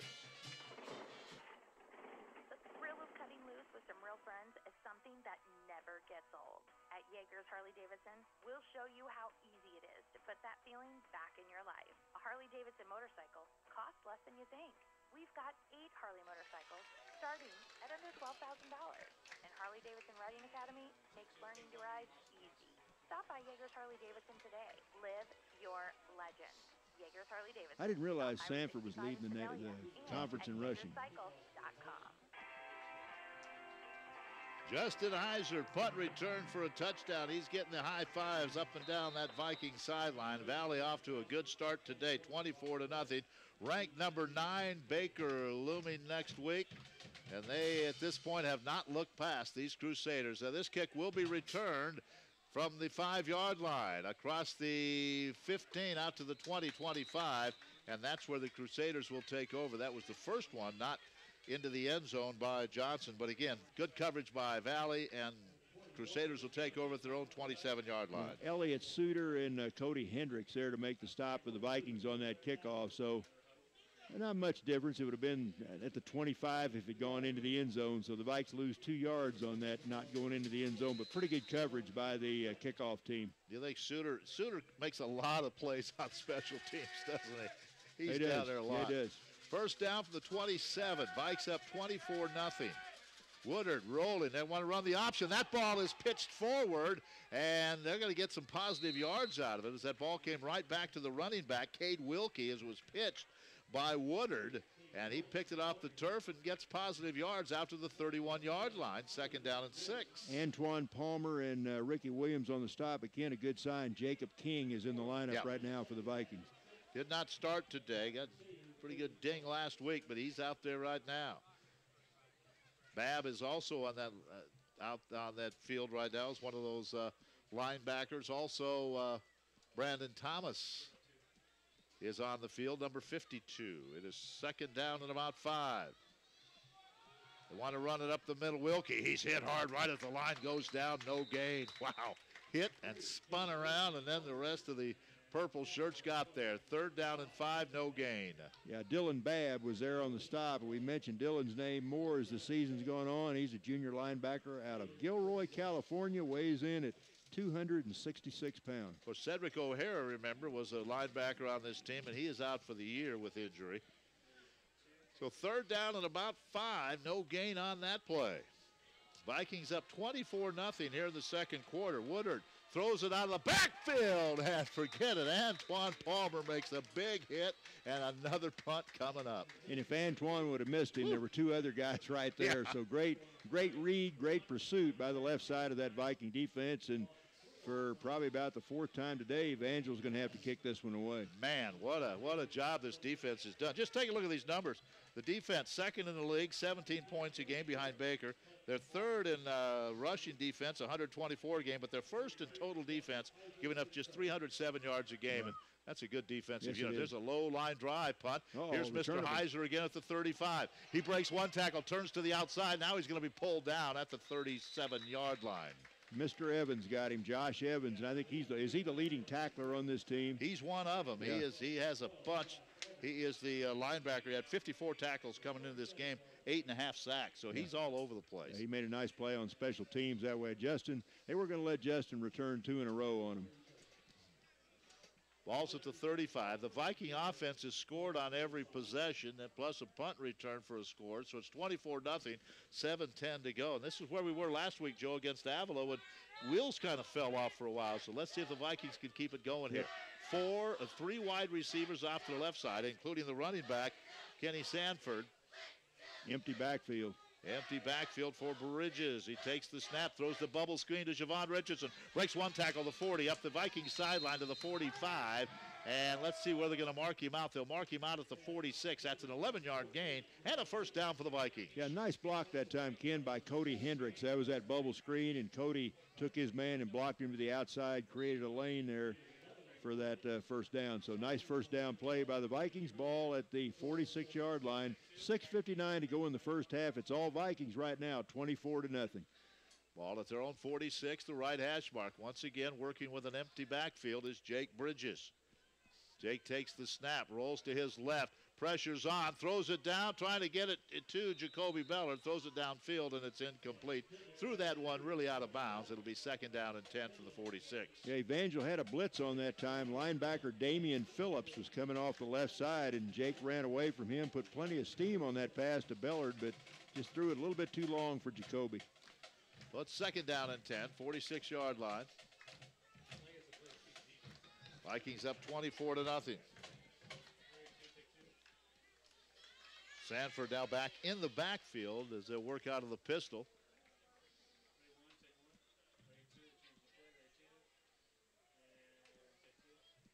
Waits, gets the snap, hands it off to Sanford, running to the right, waiting for a block, gets into Crusader territory and all the way down to the 45-yard line. So that is another big gain. That's a 9-yard gain. It'll be 3rd down and 1. Malachi Cobb and also Devon Overall in on the stop for Evangel, but that's a pretty good gain on the play. It's going to bring up 3rd down and looks like 3rd and about long 1, short 2. Take your pick. Ball right on the Evangel 45 with 6:09 to go in the half. Vikings all checking those wristbands. Vikes scored every time they've had the ball so far. 3rd down and about a yard. I believe that's Thomas Payne now in center instead of Troy Jones. Troy's been battling injury. Here's an end around to Stenard. Stenard gets the corner turn. Flag is down. He steps out of bounds. That's enough for a 1st down at the Crusader 42, but a flag was thrown on the far side, and an indication is a hold against the Vikings. Dorian made a nice move. He kind of put a nice fake on Bottinelli over there, but as you said, it's a 10-yard holding penalty, so that one's going to come back. Jay Atherton, the guilty party, that left tackle. So it'll be 3rd and 11. You know, Dorian Stenard has some moves. He's been very effective at running after he makes a catch. That time it was a reverse. He put a move on, but he's pretty good putting moves on after a pass reception also. So it's going to be 3rd down and about 11. Brandon Latham, I think, is now actually playing center. The Vikings kind of beat up on that offensive line, so they've moved some positions around. I believe that's Latham.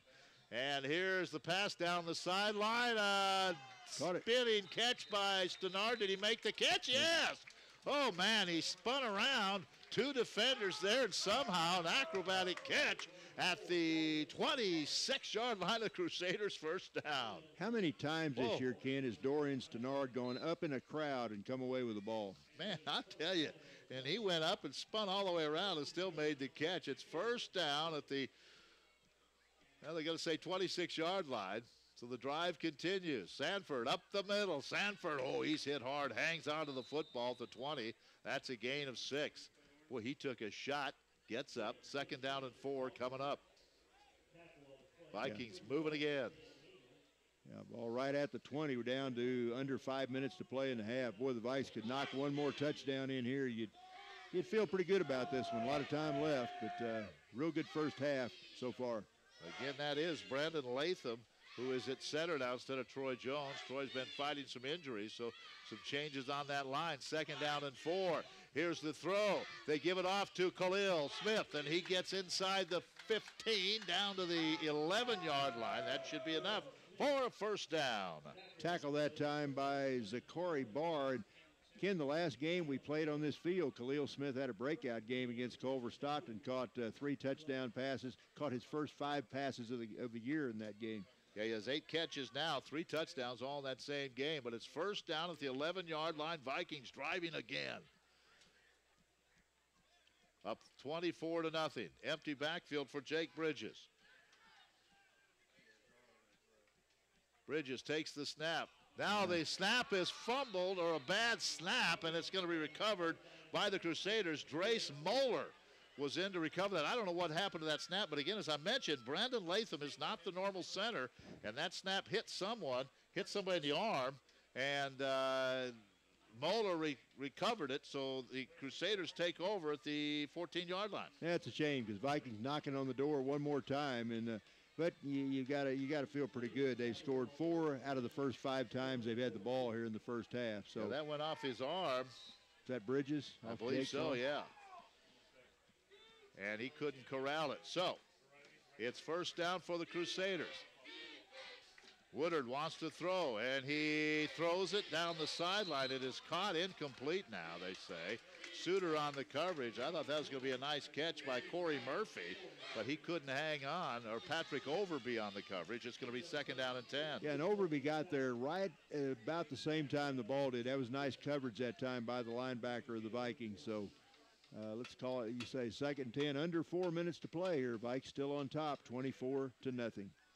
Two wide receivers off to the right side for the Crusaders. Woodard out of Newcastle, Oklahoma. Running that option play, and he is going to be sacked. Ricky Williams. Ricky got there, our pregame guest. Ricky Williams making a play. He told me on that interview that a lot of family watches, so they're going to be happy with this replay. We're going to see that Woodard trying to go to his right side, and Ricky Williams stepped up to make the tackle. So it's third down and about 16. You know, Ken, down through the years, one strong point of these Viking defenses has been the linebacking core. They always seem to have good, very active linebackers, and we've got them this year too. Third down and 16 for Woodard. And now a timeout, or for a moment it looked like he wanted a timeout. Now he's changing the play. Woodard, now everybody moves but the center. He sure did change the play. Everybody on that field moved except the center, Cade Kelly. He did not snap the ball. Oh, you want me to hike it? I'm sorry. You could have called that penalty on any one of 10 different people, I think. Anybody. And we're talking about our offensive line. I see Troy Jones limping down there. He has really been battling a left leg injury. And he is out. Boy, I'd like to hope he can get back for next week on Baker. Yeah. We're going to need everybody next week. Yeah, we really do. Look like they're doing something. You know, that's Latham doing and something with Troy. his hand. Yeah, looks like they're taping hands down there. Latham has moved into the center spot for Troy, and he usually was the left guard. So after the penalty, it's third down and a bunch. The line of scrimmage, the 5-yard line. Woodard is standing in the end zone as he backpedals, rolls to his left, throws to the sideline. It is complete to Hester. A very short gain across the 10 to about the 12-yard line. The Vikes were going to let him have that. Just on the coverage, Jonathan Battle, make sure he didn't go any further downfield, and another punt coming up, and here's Mr. Heiser standing at midfield. Well, Ken, I don't think the Viking defense has hurt their standing or their numbers at all here in this first half, as they've pretty well shut down what can be a pretty good Evangel offense. So another punt coming here. Vikings stay away from this one. This is kind of sidewinder. It goes over Heiser's head, rolls inside the 20, inside the 15, down to the 11-yard line. That's going to be a 75-yard punt, I bet. 75-yard punt. The line of scrimmage was the 14, and the ball's at the 11. Wow, heck of a punt.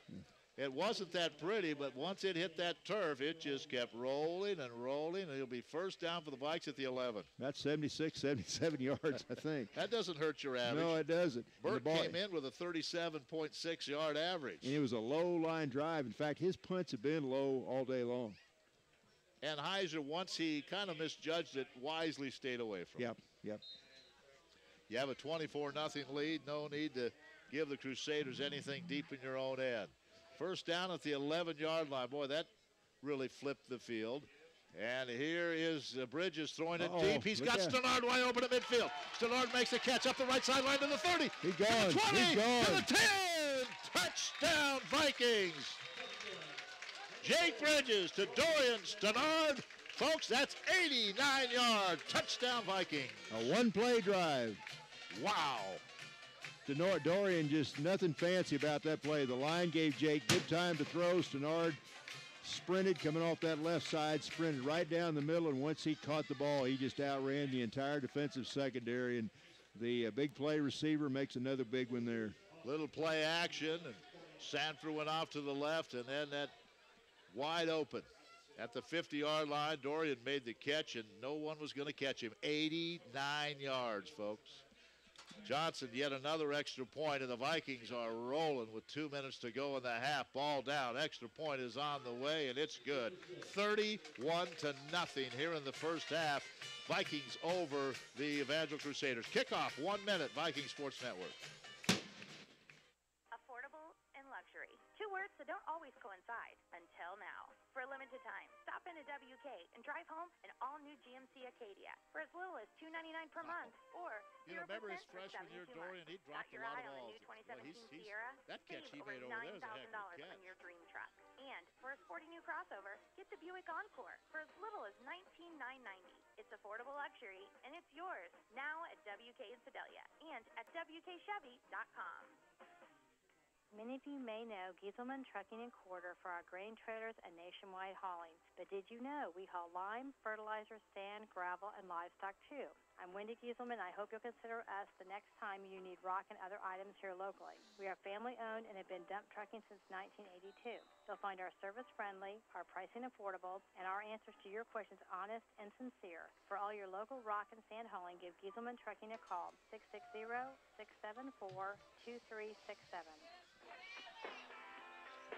Johnson's kick is returned by West, and he gets across the 25 to the 27-yard line. Crusaders will take over there.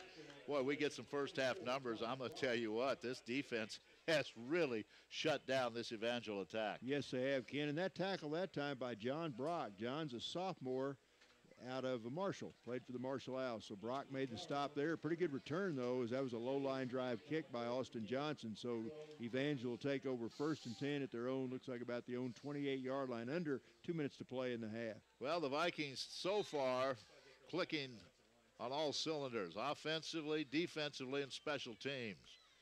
First down, handed off, and here's West spinning across the 30 between the hash marks out to the 31-yard line. It's a good thing Woodard handed off because Stephen Thayer put him on his back in the backfield, but he'd given it off to West long before Steve got there. Look at this. The Vikings take a time out here. They want that ball back. With minute 49 to go, the Vikes are going to take a timeout. We'll keep it right here. Again, at halftime, we'll talk to both basketball coaches, Chad Lance, and we'll also visit with Tim Dixon. I want to also remind you of something that's going on this weekend. It is Halloween, and the men's wrestling team will be doing their annual Cans for Kids food drive this coming Monday from 6 to 8. For those who do not live in town or will be out trick-or-treating themselves on Monday, they will have a drop-off at the Burns Center right inside the main doors. You can take it to admissions. Monetary donations can be given and converted into canned goods. The goal is 2,500 cans of food so they can fully stock all the elementary schools for the coming year. So many children in Marshall that only need a regular meal at school, so each of your cans can make a difference. The wrestling team's done that year after year. And again, the men's wrestling team, the annual Cans for Kids food drive this coming Monday night throughout the community from 6 until 8. Are you going to trick or treat on Monday night? I don't think so. I'm going to be not hiding going to dress somewhere. up? I mean, I think that would be your forte. I don't know. It is going to be second down at about 5, and Woodard is hit hard. But he didn't have the ball. And a flag is going to be flag. thrown as, wow, did Woodard take a shot from Thayer. Twice in a row Steve's done that. But he'd handed the ball off to Brock West.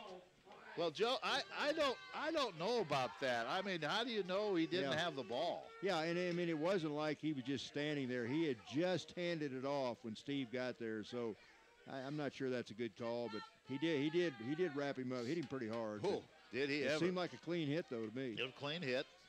But they're going to call it a personal foul. And Paul Troth probably saying the same thing we're asking up here. How did he do? He didn't have the ball. He just handed it off. Yeah, he did. He did. But it's a first down at the 46-yard line for the Crusaders, their own 46, late first half, trailing 31-0. And they run a double reverse, and this play gets to the 40-yard line. I thought they was going to get some big yards, and all of a sudden Aguilar was there, and it's very little gain. In fact, they'll lose yards on that play. That's how quickly the Vikings were there defensively. Aguilar the first to get there, and that was a reverse. I think what they did, Stephen Thayer had been coming hard off that right side, so I thought they think, let's run right around that way on a fake play since he's coming off the edge so quickly. But like you say, Justin Aguilar not fooled that time. Justin stayed at home and got to the outside. Looks like a 3-yard loss. Yep, 3-yard loss, and it looked like that left side was open. So it's second down and 13 for the Crusaders. They're going backwards here on this series. Second down, Woodard back to throw, rushes on. He throws it over the middle. It is intercepted. A flag is thrown, and now it's dropped. It'll be incomplete. Suter was back there. Desimone was there. And Kilgore, I don't know what they're going to call her. I don't know if that's a hold or a roughness. It's going to be either a hold or a Wow, the Vikings were all over that play around the quarterback. They almost had an interception. It's going to be, well, we'll just wait and see what the penalty is going to be here. The Vikings are just teeing off on Woodard right now. Kilgore's shaking up. Yeah, Holding. Carrington's shaking up. Carrington comes limping off the field. We don't need the big guy to get hurt, but he comes limping off there and with the help of one of the coaches. And that is a hold against Evangel. That's a holding call against the Crusaders. So the Vikings, oh, that was an interception. I guess they said he did catch it. He did catch it. I thought maybe it was incomplete, but they are going to rule it an INT. So the Vikings have it at their own 41-yard line with 1:23 to go. Boy, the Vikings were just all over Woodard. So now the Valley with a chance to get another one here. You know, and the one thing about it, I know Thayer got called for that illegal hit, unnecessary roughness, but Woodard's going to be wondering the rest of the game where he is. Where number 6 is. He is all over it. Boy, he comes off that edge. So now a timeout has been taken, I think, by Valley. Let's take a minute as well. 1:23 to go first half. 31-0 Valley, but after the interception, the Vikings have their own 41. Back in a minute. Fall is the perfect time to apply your winter annual and spring residual weed control. With Authority MTZ, an Authority MTZ program offers long residual to prevent a weedy mess next spring. Fall weed control lets you get in clean fields faster with less tillage. The FlexiCrop advantage of Authority MTZ allows you to plant corn or soybeans next spring. Let Central Missouri Agri-Service apply your Authority MTZ because we measure our success by your success. You wouldn't have to clean your gutters if you had no-clog gutters from C&B Gutter Solutions and Vinyl Siding. Have them install no-clog gutters that come with a lifetime guarantee that the gutters will never clog or fall off. They also offer expert installation of vinyl siding made by Mastic, an American-made vinyl siding that comes with a double lifetime guarantee. C&B Gutter Solutions and Vinyl Siding in Sedalia. Call them toll-free at 877-827-9071 for a free estimate today. Vikings have it first down, their own 41-yard line. Bridges out of the empty backfield, rolls to his left. He turns, he tries to get out of the backfield. The ball is fumbled out of bounds. The Vikings will still have possession, but it's going to be second and long. It was Nate Desimone who got the interception. You know, Kenwood, I think is the biggest negative of the first half of the Vikings. Aaron Baum has not gotten a chance to punt. He did not have a good week punting the ball last week, so heading into that Baker game, you'd like to see him get some reps. So look at this. Probably will. Look at this. After that loss, it is going to be second down and about 20-some with 1:15 to go. Jake fumbled the ball, but out of bounds, as he was being chased by Justin Day, that big 350-pounder. Second down, handed off. Sanford, nice move. Gets some of those yards back across the 35, out to the 39-yard line. Goes the conference's leading rusher, and it's manageable now at third down and about 12. Damian Phillips and Dante Young there to bring Sanford down. Bridges on the hurry up. Down the middle, Jacoby Bellard is wide open. Broken coverage, and he's going to take this in for the touchdown. There was not a Crusader within 15 yards of Jacoby Bellard. The Vikings strike again. I think that's about a 62-yard pass. I'm My thinking, boy, Jacoby was wide, right in the middle of the field, and there was nobody within 10 to 15 yards of him. And he had to stop and wait for the ball. And sometimes, Joe, those might be the hardest ones to catch. There's nobody around you. Yeah, good throw by Bridges, and that's, let's see, that's Jake's third touchdown pass of this first half. And a fifth touchdown of the year for Jacoby Bellard.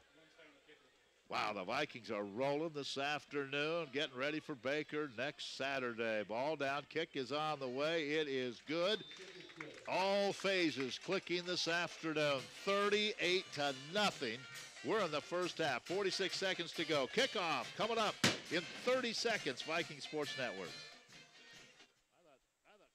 Hey, son, we paid your first and last month's rent on your new apartment. That is so awesome. And we got you this. A shelter renter's policy? Helps cover your stuff if the place catches fire. You know, or it's broken into. Helps cover your computer, TV. Fancy schmancy bicycle. So they'll help me replace stuff. That's the idea. Have fun, son. I thought he'd never leave. Whew, that makes two of us. See Troy Brockman in Concordia or Terry Townsend in Marshall.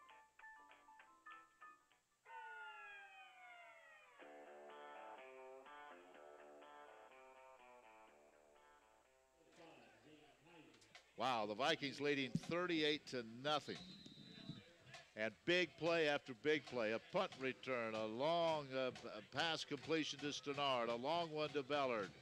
Jake Bridges, Jake's going to have some passing yardage here in the first half. This kick will be grabbed by West over the shoulder on the far side to the 10, to the 15, to the 20. Stays on his feet, breaks a couple of tackles. He's up the sideline to midfield and now tripped up at the Viking 46-yard line. Nice return by Brock West on that kickoff. And the Crusaders will have it to the Viking 46-yard line. And that time, Mark Plummer, defensive back out of Marshall there on the stop. And I think Austin Johnson, the kicker, was the first one to make the hit. Austin hit him, and then Mark Plummer drug him to the ground. So a couple of Marshall guys, Brock and Plummer, in on special teams tackles. So good to see local guys make good there. 46-yard line of the Vikings is where the Crusaders have it. And Blake Woodard, he is going to be a sore young man tonight. 36 seconds to go. It's 38-0. And he's saying, "Where's Thayer? Where's he lined up?" First down, out of the pistol. Woodard will hand it off, and Wilkie runs into a purple wall. Nothing there. No gain. Second down. Well, there's Thayer. He's in on that tackle. That could be a loss on the play. I mean, it looked like right at the line of scrimmage, no gain. 19 seconds to go, and I doubt if the Crusaders will even run another play here, trailing 38-0. Again, we'll have both basketball coaches on at the half. Second down and 10 from the 46, 5 seconds to go in the half.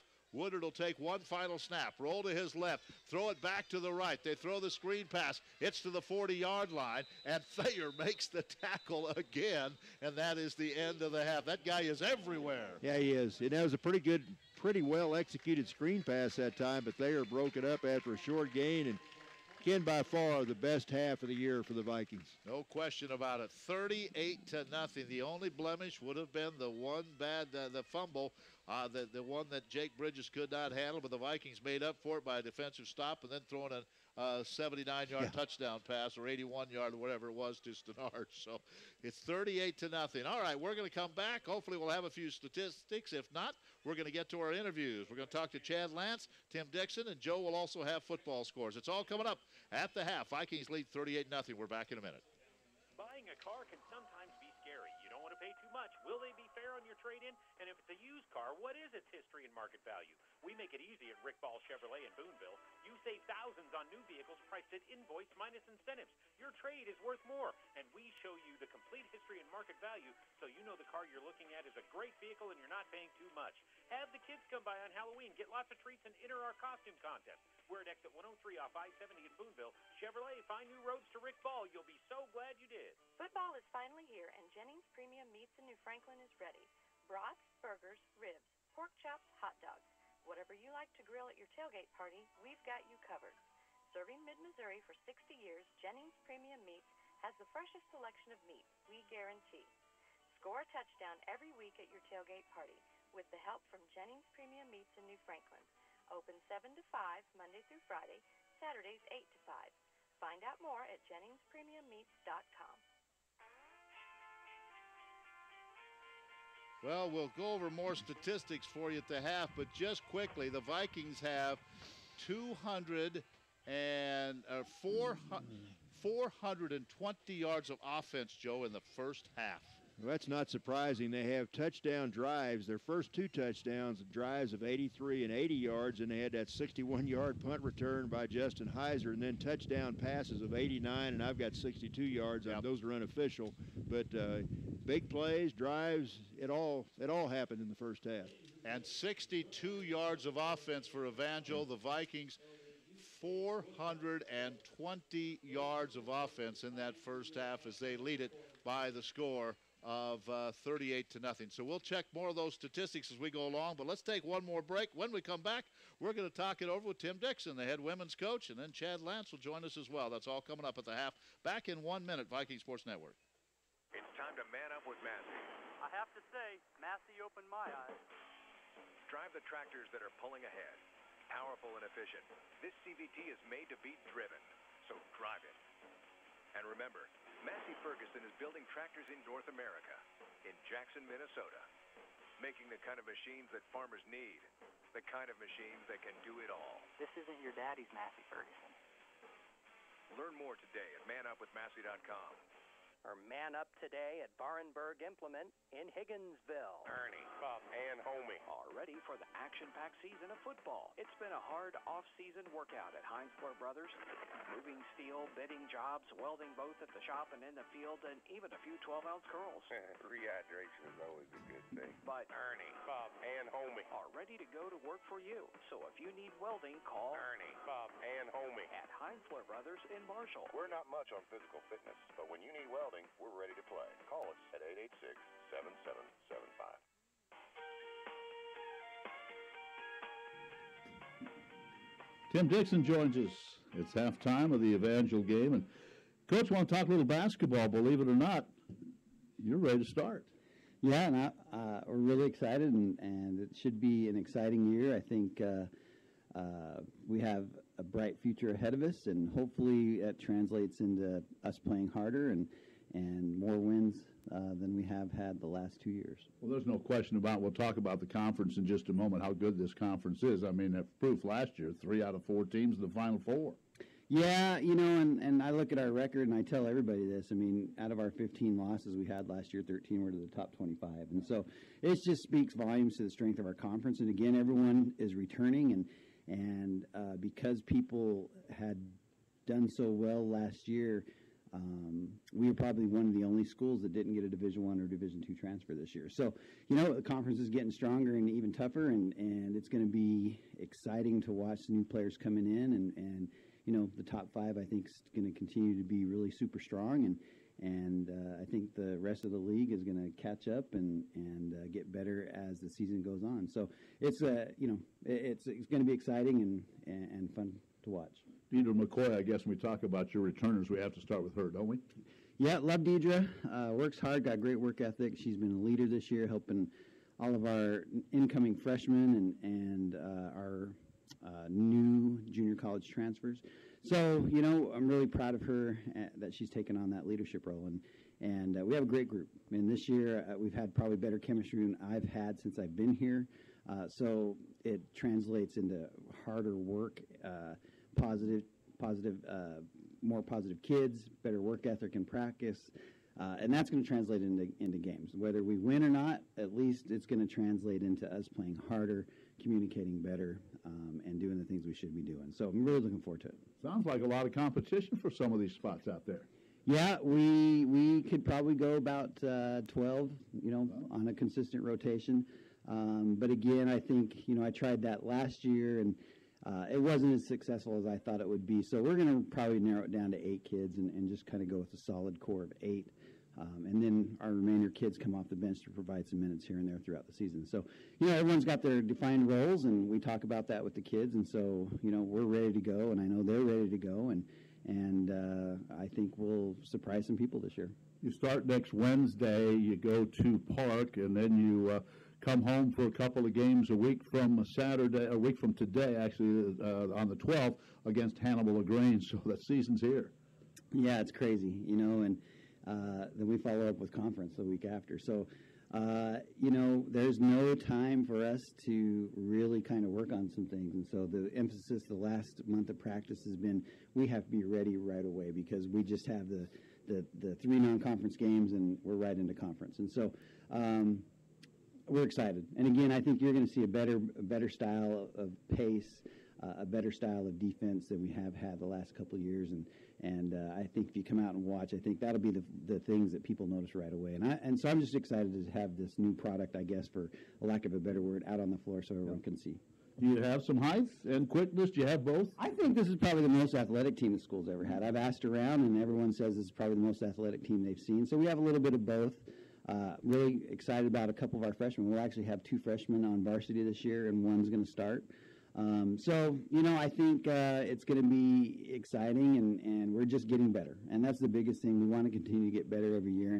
And I've recruited kids to the system now that I can coach, and kids want to play, and I think, again, you're going to notice a huge difference this year, and it should be exciting to watch. Believe it or not, it's here. Coach, always look forward to following your basketball team when we get ready to do it again. Yeah, I appreciate you guys doing this, and I always look forward to having, a chance for everyone to follow the kids, and they're great kids, and I think, again, come out and watch, and you'll really fall in love with this group of kids. All right, so there you have Tim Dixon. He is the women's coach. They start this week at Park, and then next Saturday, both teams will be at home at the Burns Center to take on Hannibal LaGrange. We will not have a broadcast of those two games. We'll be in Baldwin City as the Vikings take on the Baker Wildcats in football next Saturday afternoon. Let's take a 1-minute break. When we come back, we're going to talk it over with Chad Lance. He's the head coach of the men's team. It should be a fun year for the Vikings as well. We'll talk about it 1 minute. Viking Sports Network. Hello, this is Dr. Barbara Burns with AccuQuest Hearing Centers, encouraging you to schedule a free, no-obligation hearing evaluation today. Too often I see people putting off hearing evaluations for a variety of reasons. Maybe it's because you have a set of hearing aids sitting in a drawer that didn't work for you. Maybe you think hearing aids are too expensive. Maybe it's because you think people will think less of you. Whatever the reason, let AccuQuest help. Graceland beat Peru. They're on a roll. Satisfaction, like a 30-day trial period, up to 3 years full-service warranty, including loss and damage, free in-office repairs, cleanings, and adjustments for the life of the hearing aids, and a free annual diagnostic evaluation. We also offer no interest payment plans, and our hearing aids can be so small they virtually go unnoticed. There simply is no good reason not to let AccuQuest help. You'll recover the life you're missing along with your hearing. Call AccuQuest Hearing Centers in Marshall and Sedalia at 831-5048 or 826-0180. Chad Lance joins us, and Coach, believe it or not, it's almost the start of another basketball season. I know you believe it; it's almost here, right? Actually, the time is really flown. I think today starts our 24th practice of the season. I think we're 12 days away from the opening game. We got a scrimmage coming up this Saturday, so basketball season is right around the corner. How about some of the returning players? I know we'll start with Kyle Hickey. Well, Kyle Hickey, those guys have been with us for 3 years. Has been a returning letterman, has been a part-time starter off and on for the last 2 years. Huge contributor as a freshman for us in our national tournament run. So Kyle will be used to do a lot of different things. We'll play all 3 guard positions, and we'll move him over a little bit, place him forward, try to play a little bit smaller, and really try to stretch some people defensively. Brody Gronwald, you got a guy that can shoot it.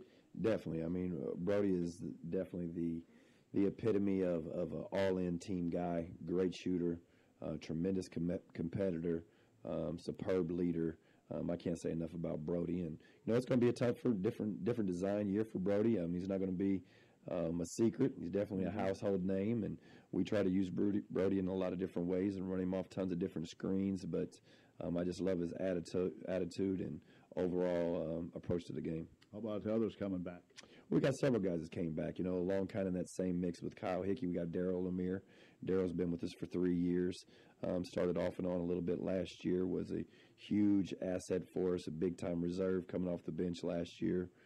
Extremely athletic, can play at the rim. So gaining more experience, we're going to be able to look at him to hopefully be that defensive force and that athlete getting up and down the floor for us. All right. And you brought in a bunch of new players, and I guess we'll just have to wait and see them. But I know you're excited about this group. Yeah, we definitely are. Right now we're still trying to work out the kinks, and guys are trying to figure out how we need them to play. And at this point in the season, even though I keep telling them about the level of competition and what level of play that they'll see night in and night out, you kind of don't understand it until you see it. But we do. We've got I think, one of our deepest teams we've had. Definitely one of our biggest teams that we have. So a lot of skill. Our overall work ethic and attitude has been really good thus far. And that's good in practice. There's a lot of competition. Yeah, it is. I think that coaches love that when they've got guys that can play and that are extremely deep. But just like we alluded to prior to our interview, that there's going to be some guys that don't play. I mean, it's just physically impossible for everybody to get into the game. So having a good attitude and working to change your position on the team, I think, is going to be a key for us this year.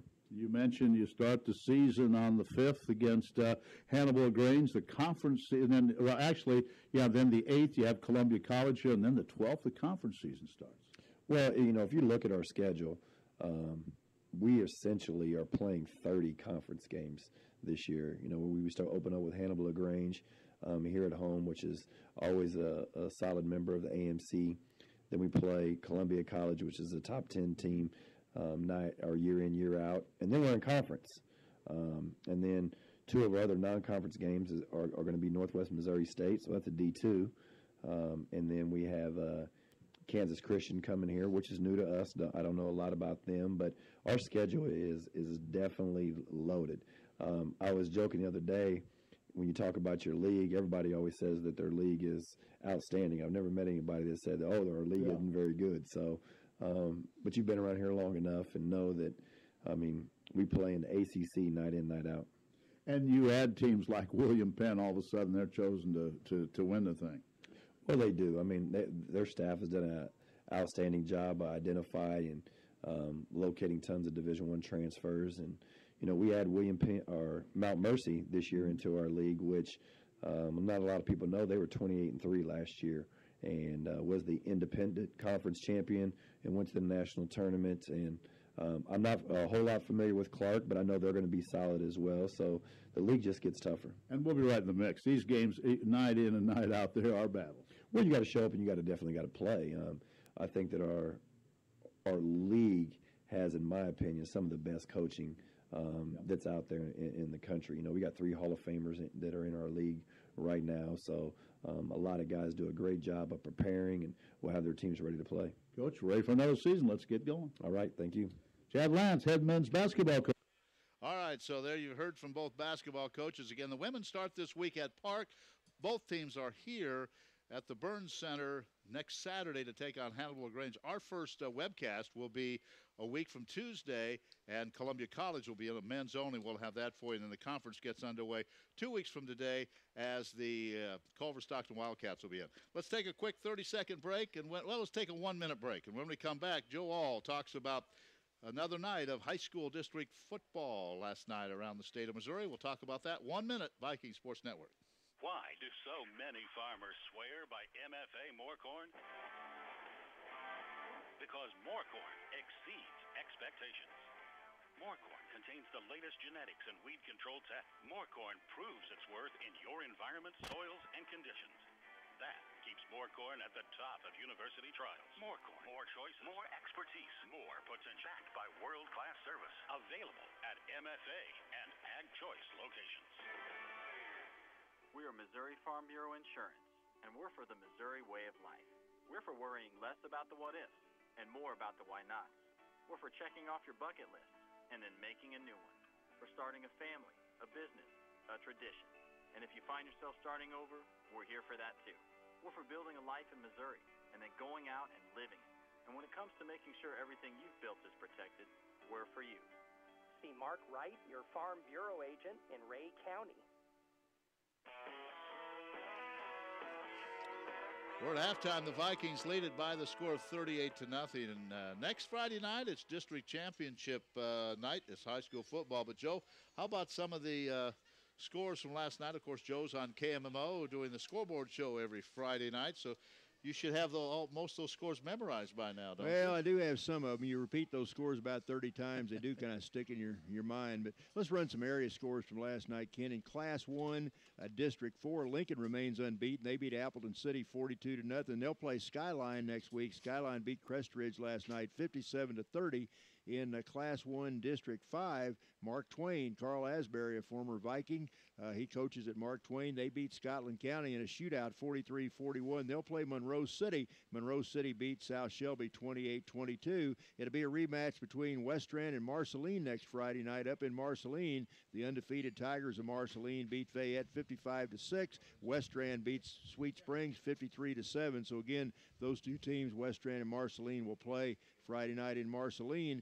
The Wellington Napoleon Tigers saw a very successful season come to an end. The Tigers, the I-70 Conference champs, they were upset by Plattsburgh last night, 23-18. Plattsburgh will have a rematch with East Buchanan in the Battle of the Buchanans. East beat Mid-Buchanan 34-7. Hamilton, the Hamilton Hornets, they remain undefeated.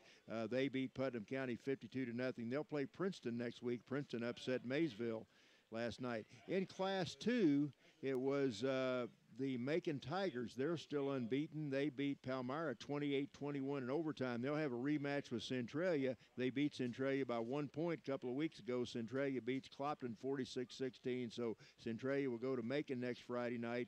It was Summit Christian out of Lee Summit beating O'Hara 48-14. Holden beats Butler 46-33 in District 7. Holden and Summit Christian will play next week, which should be a great game next week. Lexington and Lawson will hook up in Lexington out of District 8. Lexington beats Trenton for the second time this year, 56-13. Lawson in a track meet beats St. Joe LeBlanc 67-37. Let's skip over to Class 3. In Class 3, Blair Oaks beats Fulton last night 42-6.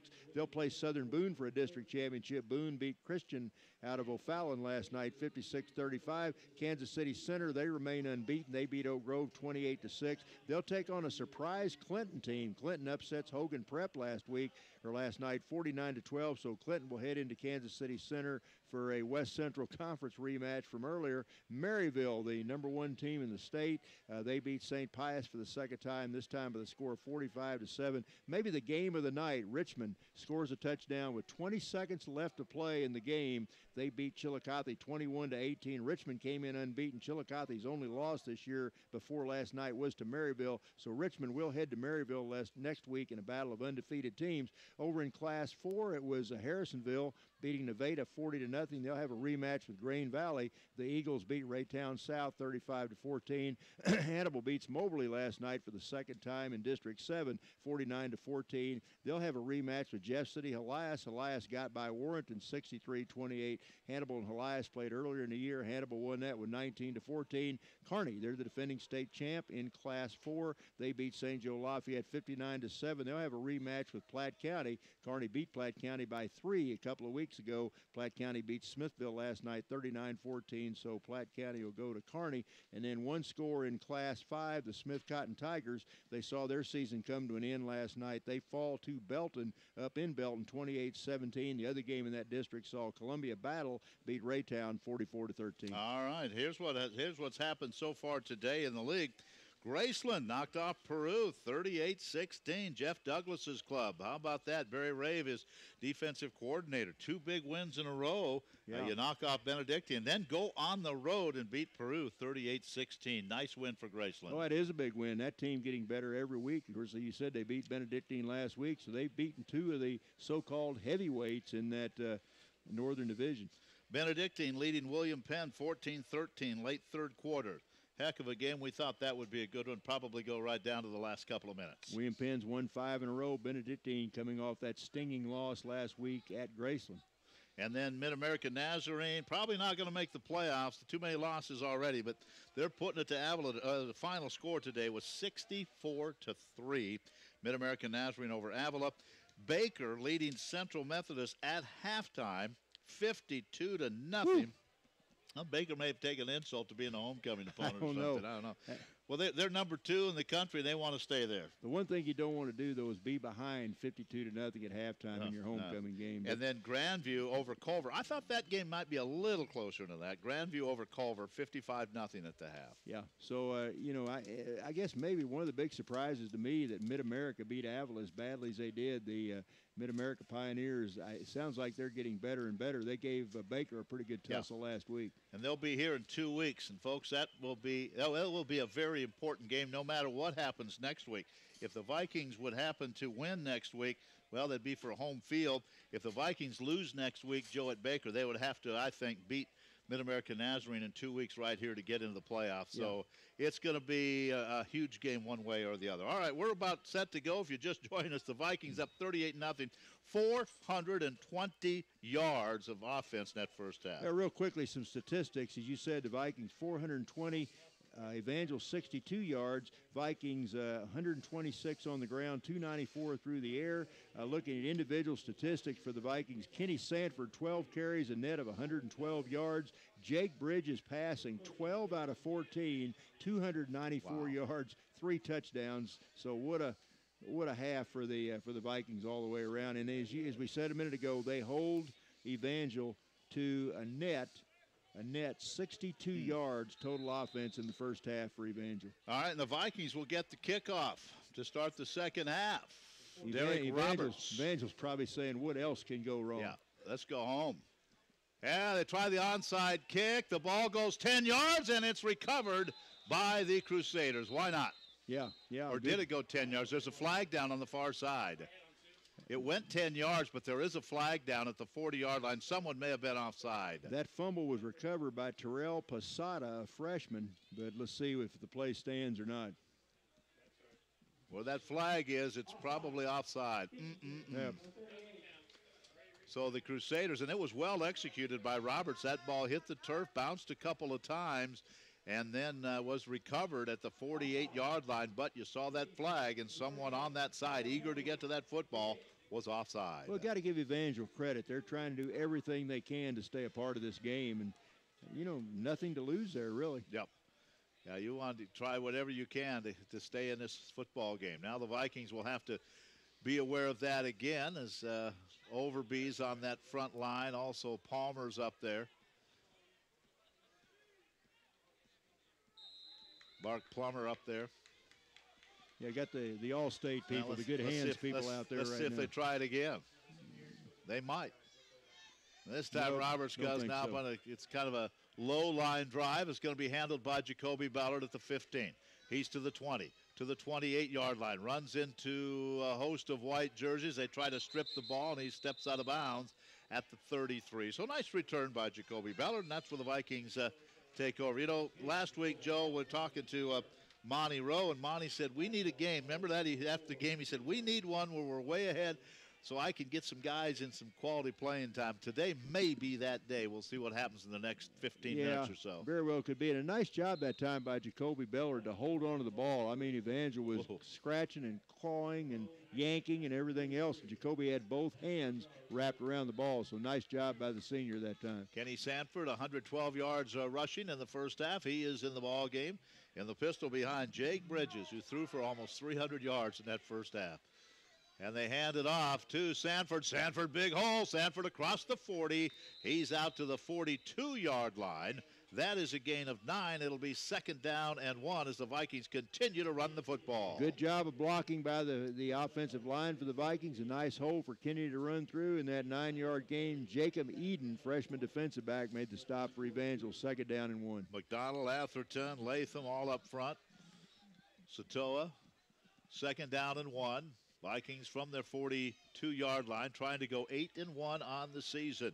They only lost that 1-point loss to Grandview. Handed off again to Sanford. Bounces to the outside, and he was about ready to take off up the right side, and an ankle tackle drops him at the line of scrimmage for no gain. It'll be 3rd and 1. That's a nice stop that time by freshman defensive back Michael Daniels. He got down and got Kenny around the ankles and dropped him. So, again, as you said, no gain. So let's see if the Vikes can keep this drive alive, pick up a couple of yards, and get a 1st down. If not, Aaron Baum would have his first punt of the afternoon.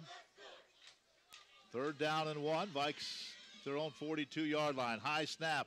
They give it off to Sanford, and this time he's hit in the backfield and dropped for a loss on that play. Back to the 39-yard line, and for the first time today, we'll see Aaron Baum, the freshman out of Orlando, Florida, come out to punt. He averages 38 yards a punt. Ken, this is good. Aaron did not kick the ball very well last week, so we need to get him some reps heading into that Baker game next week. So I'm glad. Hate to see the drive stall, but glad to see him out there.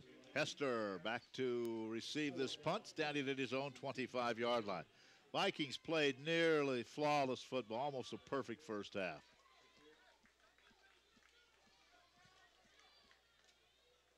Baum waiting back at his own 25-yard line. Good snap, rush up the middle. A wobbly spiral that Hester goes over and grabs, and he takes it up the sideline and bumped out of bounds at about the 32-yard line. Good job by Hester to go get that one, then was bumped out of bounds. There is a flag down back here at the 25-yard line. Let's see what this call is all about. If it is running into the kicker, I did not see it. That's enough for a 1st down. I don't know. I didn't see that either. Well, yeah, running into the kicker. That is enough for a 1st down. It was 3rd down or 4th down and 4, a 5-yard penalty running into, and that puts the Viking offense back on the field. So the drive did not stall. We were wrong. Sean Smith made the stop on that punt, but again, That's incidental as the Vikes get the running into the kicker, the benefit of the running into the kicker penalty, and it'll be another Missouri Valley first down, as they say. A lot of people, a lot of crowds start to do that. They say it's another Missouri Valley, and the whole crowd yells, first down. And after you're waiting somebody 60-0, it gets kind of old. Yeah, it does. It does. First down at the 44-yard line. Missouri didn't have too many of those. They lost today 35-21. Oops. So they're 0 and whatever in the league. They did come back. They were down 21-0 at one time. First down at the 44-yard line. Bridges hands it off to Sanford. Sanford breaking tackles again and stumbles his way down to the 45-yard line of the Crusaders. That's an 11-yard gain, another first down. Michael Daniels a stop again, but Kenny Sanford adding to his league-leading rushing totals. And that takes the ball into Evangel territory. 12:40 to go in the third quarter. It's all Missouri Valley. The Vikes scored 38 points in the first half. They lead it 38-0. Sanford adding to those totals. Again, came in as the league leader in rushing. Having a good afternoon, but boy, we saw some of the big scores, so there may be some big performances right behind him as well. First down, here's Sanford trying to run to the outside. Gets a couple of yards. He was going to the right and waiting for a block from Cody Hendricks. It wasn't there, but somehow made a couple of the Crusaders miss and still gets a yard and a half. Defensive back Josh Evans drug him down. We called his name a bunch early on. Haven't called it as much recently, but he was there to make that stop, so it's going to be second down, about 9. Vikings have the ball at the 44-yard line of the Crusaders, leading 38-0. I think I said Vikes scored 38 points in the first quarter. It was 38 in the first half. It seemed like that first quarter. They scored on just about all but one drive, I think, in the first half they scored. Well, they did because they never did punt the ball. Had that one fumble. Bridges, play action, throwing over the middle. There is Jacoby Ballard. He's open again, takes it at the 10, up the middle, dives toward the middle of the end zone. He's in, touchdown. Again, wide open over the middle is Jacoby Ballard. He made a nice little movement at the 5. He just went airborne and was able to stretch that nose of the football into the end zone. The Vikings, 44 points. That's a 44-yard touchdown pass. That's Jake Bridges' fourth touchdown pass of the game, and Jake has now passed for well over 300 yards. Man, what a day for this Viking team as they have just exploded. 44 points already. Another extra point is up and good by Johnson. It's 45-0 with 11:30 to go in the third quarter. We're back with the kickoff in a minute. If you're an employer looking to hire, or if you are looking for a job, visit careers.hccnetwork.org. The Healthcare Collaborative of Rural Missouri created this job site to match employers with qualified candidates. Register today at careers.hccnetwork.org. That's careers.hccnetwork.org. Job seekers use the site free. Employers pay a nominal fee. Go to careers.hccnetwork.org to get started. If you're clicking your heels together in search of a good healthcare solution, Katy Trail Community Health is a place to call home. No matter where you are, nor the state of your health, you need a place to call home for your medical needs. Katy Trail Community Health is a patient-centered medical home dedicated to your health. Clinic hours are Monday, Tuesday, Wednesday, and Friday from 8 to 5. Thursdays, the clinic is open late until 7. Walk-in appointments are available. Katy Trail Community Health at 1825 Atchison Avenue in Marshall, inside the Saline County Health Department. So this kick is going to be taken at the goal line, and all out to the 19-yard line on the return is Fabian Covelli. So that's where the Crusaders will take over, and it's been a long afternoon for this Evangel bunch. They came in 3-5, and they're down 45-0 early third quarter. Cody Hendricks made that stop for the Vikings. And Ken, I've got Jake Bridges. This is unofficial. I've got him 13 out of 15 passing, 338 yards and 4 touchdowns. I think Bruce Reyes set the record of 442 yards in the game, so we'll watch that as we go through the third quarter here.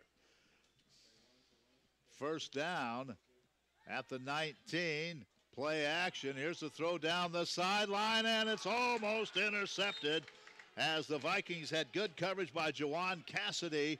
In fact, he had a better shot at that than Dallas Hester did, and it's 2nd down and 10. You know, the Vikings, that's the second pass that could have been intercepted. Stephen Thayer had a shot at a pick 6 in the first half. That could have been a pick there, so it could have been even better for the Vikings. And again, we're talking records today. The 6 touchdown passes is the record by Jake Bridges earlier this year. He has 4 this afternoon, so we'll watch that record as well. First, 2nd down and 10. After the incomplete pass, Woodard has had a long afternoon. He looks and throws right side and it completes it. And that catch is made on the far side by Chance Smith for a gain of about 5. It'll be 3rd and 5. They'll give him 6, 3rd and 4. Jonathan Battle bumps him out, and that's about the gentlest tap pushing a guy out of bounds you're ever going to see. Just get out of bounds. Why not? You know, didn't want a penalty there. So 3rd down and 4 from the 30, and these Crusaders just trying to get anything going offensively. They were held to 62 yards in the first half. Ken Dakota Collins warming up, the backup quarterback for the Vikings on the sideline. Here's the handoff on 3rd down, and the pile moves forward, but not close enough to that first down marker, and it'll be 4th down. Yet another punt coming up for the Crusaders. And right now, if you're Paul Troth, you may just say, Dakota, this game is yours. Boy, Jake Bridges has done his job, and maybe Dakota Collins will be in. We'll just wait and see. Jake King and Jeff Desir on that last stop for the Vikings. So, boy, yeah, this defense they've been dominant all year, but I think even more so today. Heiser back to receive this punt. Again, this one end over end, bounces away from him down the sideline. Heiser picks it up, double teamed, and he's going to be hit right there at the 24. Good coverage by the Crusaders. Yeah, nowhere to run that time, but nice job by Justin just to hold on to the ball. And the Vikes will take over. Looks like about their own, right about their own 24-yard line, leading 45-0. 10 minutes and 10 seconds to go in the 3rd quarter. I think Jake Bridges, his afternoon may be done. His helmet is off, and Dakota Collins out of Lee Summit. Well, 6-foot junior coming in. You need Jake next week in that Baker game, and you don't want to take any chances. He's had plenty of reps today, so he got a good workout.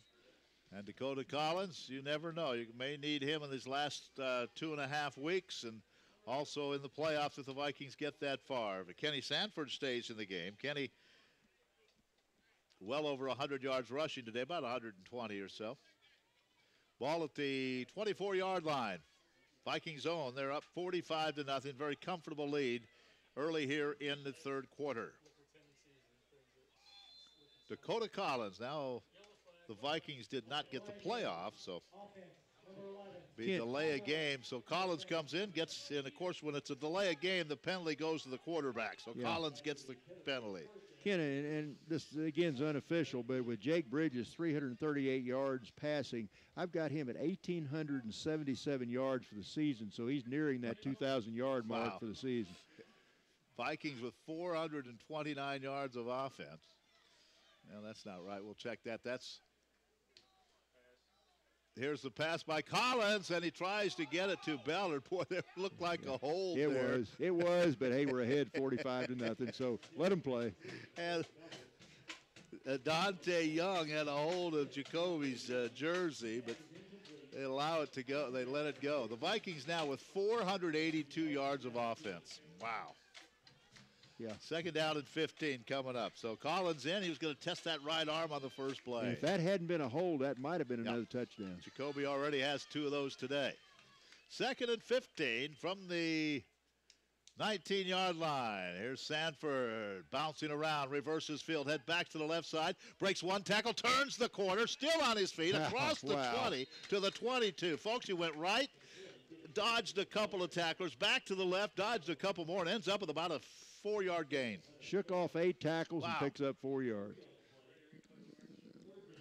That was 3rd down and 12. That was a tough run for Kenny Sanford. I tell you, Kenny very elusive. How many tackles has he bounced out of this afternoon? About 4 or 5 different guys had a good shot at him that time, and he just kept those feet moving and, again, got something out of nothing. 3rd down and 12. Ball at the 21-yard line.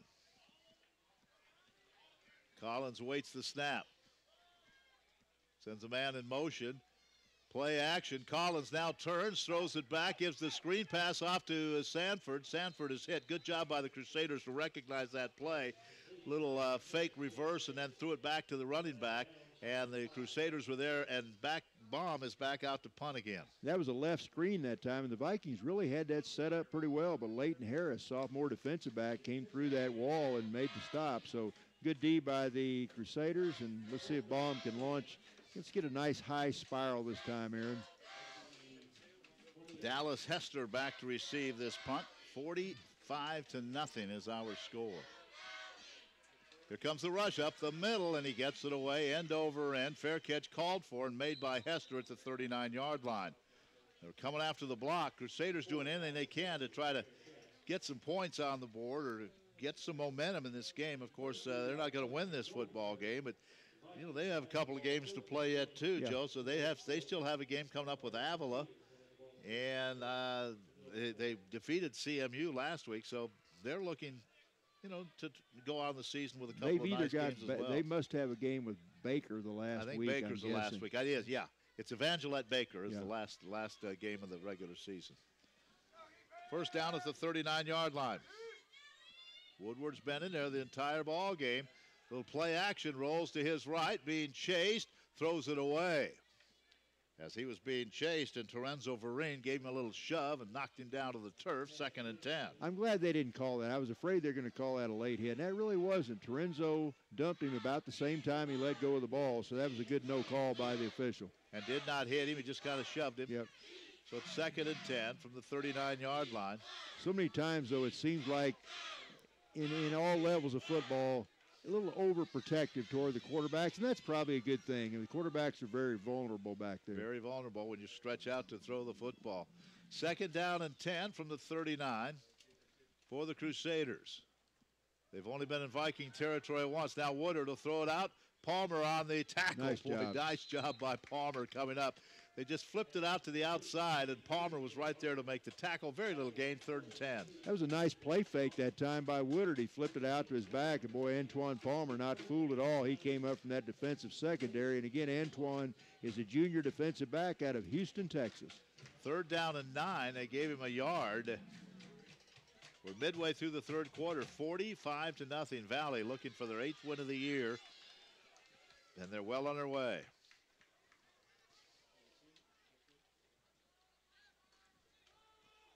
Hester comes wide to the left side along with Jake Arnold on 3rd down. Back to throw. Plenty of time. Woodard throws it over the middle. It's intercepted.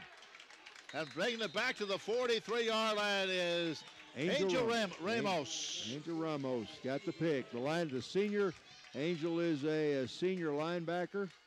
And he hails from, looks like Wesley Chapel, Florida. Doesn't get much playing time, but Ramos with the interception, and the Vikings have it at the 42-yard line. See, this is what Monty was talking about, Coach Rose, getting some of these guys that don't get a lot of playing time, give them some meaningful minutes, and they're getting it this afternoon, and Ramos makes it pay off with an INT. And has this defense been dominant or what? Oh, man. First down at the 42-yard line of the Crusaders for the Vikings. Collins at quarterback, and it looks like Simmons is in there now at the running back spot. And they give it off to the young man from Kansas City right at the middle. He's to the 30, 25, down to the 21-yard line. Boy, you talk about running north to south without going a step sideways. That's what Simmons did. It's another first down. And Ken, this is just one game. But let's hope the Vikings are peaking at the right time. I mean, if this is a sign of how they're going to play from here on out, it's a great time to be playing this well. 1st and 10 at the 21-yard line of the Crusaders. The Vikings are just manhandling the Crusaders as his handoff to Simmons gets a yard to the 20-yard line. Now they're going to bring in your mass comm guy. Rayshawn Parker. Yeah, your mass comm, Rayshawn Parker. Rayshawn will check into the lineup. He's going to replace Siobhan Richardson, the wide receiver. 2nd down and 9. Clock moving. 7:09 to go 3rd quarter. This one not in doubt. It's 45-0.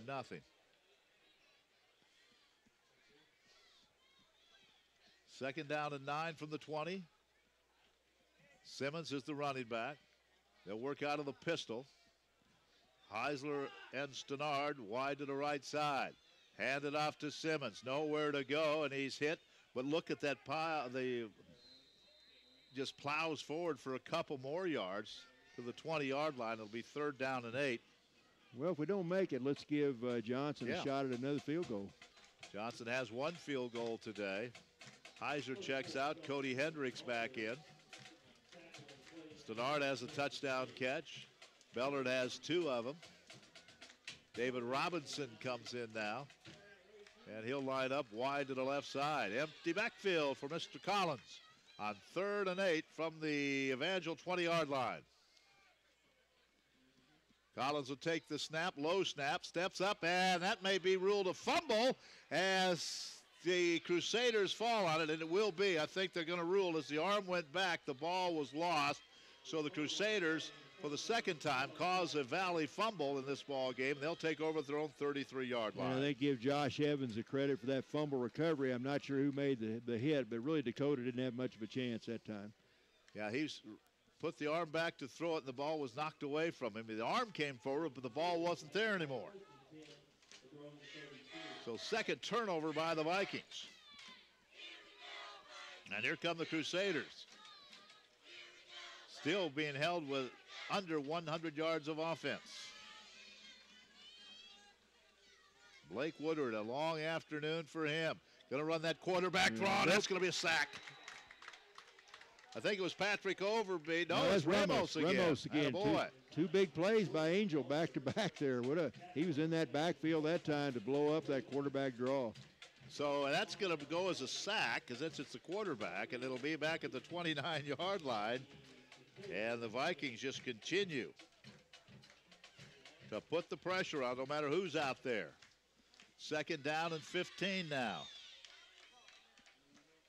Woodard may be changing the play. 5:24, 3rd quarter, all Valley this afternoon. Back to throw, Woodard blitzes on. They're going to throw the screen pass and complete it across the 30 to the 32-yard line to Zane Kaiser. And he gets back to about the original line of scrimmage. It'll be 3rd and 10. Yeah, that was well set up that time. I've got that tackle that time by Brandon Thomas. He's a junior linebacker out of Raytown, Missouri, one of those guys getting some playing time. And Ken, I want to throw something at you. I want to read these scores from last week in college ball. You tell me if you see any trends. 38-27, 31-21, 44-21, 34-29, 55-34, 29-27, 63-42, 31-29, 35-27, 41-36, 51-45. Any trend you notice? I notice one thing, there's a lot of points being That's what scored. I'm saying. It just seems like the trend in college football now with a lot of teams is let's just try to go out and outscore, outshoot the other team. Well, if you saw the Oklahoma-Texas Tech game last Saturday night, it was one of those. I didn't get to that one. That was 66-59. And then you take a team like Alabama, no one can seem to score on them. So, yeah, it's a college football. And Mizzou got beat last week, 51-45 or whatever. Yeah, 51-45. Missouri ran 108 plays. Yeah. Middle Tennessee State ran 80-some. Over 600 yards of total offense for Missouri. The Vikings today are heading toward the 500-plus mark offense. So 3rd and 10 after the short completion to Kaiser. Woodward will roll to his right, being chased, throws on the run. It's caught, and that'll be a 1st down to the 45 into Viking territory at the 48-yard line. Nice job by Woodward rolling to his right, throwing on the run, completing that to Dallas Hester, his favorite receiver, and it's a 1st down for the Crusaders of the Viking 48. Ken, a lot of new faces out for the Vikings. Mark Plummer's out there. Stephon Seals is out there.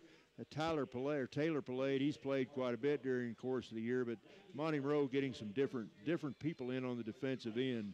Also, Deshaun Osborne out there now. From the handoff, and Kaiser gets back to the line of scrimmage, and that's it. It'll be 2nd down and 10. Not much there. I see Babb, one of those, in on that play. Gregory Johnson's out there now. We mentioned a minute ago Brandon Thomas out of Raytown. So Monty Rowe getting quite a few different people into the Viking lineup on defense right now. 2nd down and 9, a gain of a yard. For the Crusaders, the Vikings would like to pitch this shutout. Again, they came in giving up just 17 points a game. That's 2nd in the conference. Now a timeout taken by the Crusaders. We'll step aside for a minute as well. Vikings in control of this one, 45-0. Back in a minute, Viking Sports Network. Once again, Columbia Orthopedic Group is leading the way. In a recent U.S. News study of more than 4,500 hospitals, only one in mid-Missouri received the highest rating in knee and hip replacement surgery. The surgeons of Columbia Orthopedic Group received that rating. Call us for your appointment at 573-443-2402. We're online at ColumbiaOrthogroup.com. Columbia Orthopedic Group, defining excellence. Shifts into savings at your local Kubota dealer. Right now, you can get the Subcompact BX, the Compact B or L Series, or the bigger MX Special Utility Tractor with a low down payment, 0% APR for 84 months, and a full 6-year limited powertrain warranty. See your participating Kubota dealer by December 31st. Now for December 31st, 2016, call toll-free 1-800-794-4992 for details about costs and terms. For complete warranty details, see Kubota.com or your authorized Kubota dealer. See Marshall Service Company, 1714 West Commerce in Marshall. Second down and 9 after the timeout. Woodard back to throw, looks over the middle, he throws, it's complete to Hester. Hester's inside the Viking 30, down to the 25-yard line. And this is the best drive the Crusaders have had this entire ball game. I believe the tackle was made finally by Gregory Johnson, but it's a first down. Yeah, Gregory, a junior out of Port Arthur, Texas. Devon Wright in the lineup for the Vikings. He's a big 287-pound defensive lineman.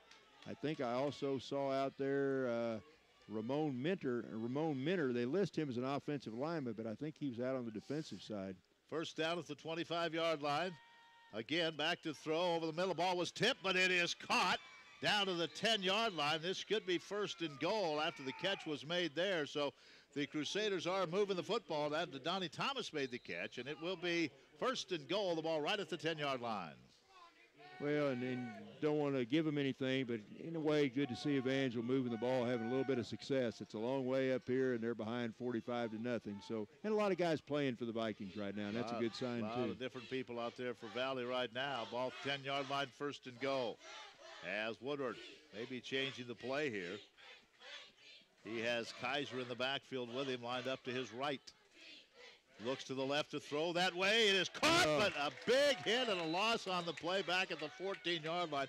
The pass was caught by John Huckle, and then, boy, he was hammered. As Gregory Johnson, again, Gregory's made a couple of big stops for the Vikings. He came up from the secondary position very quickly that time and dumped the receiver right in his tracks. So it is going to be second and goal. The ball back at the 14-yard line. Trips to the right side for the Crusaders. They want to get into the end zone. Woodard looks that way. Now in trouble. He's going to be sacked back at the 24-yard line. It was first and goal to 10, second and goal to 14. That'll be third and goal to the 23. That big Nate Higgins. Yep. Nate was in there. Nate came right up the middle and dumped Woodard in the backfield. So good to see Big NH get a sack there. You know, the Vikings want this shutout. They're proud of those defensive statistics, giving up just 17 points a game. They're first in the league. Give up 307 yards a game. To this point, they are well under that.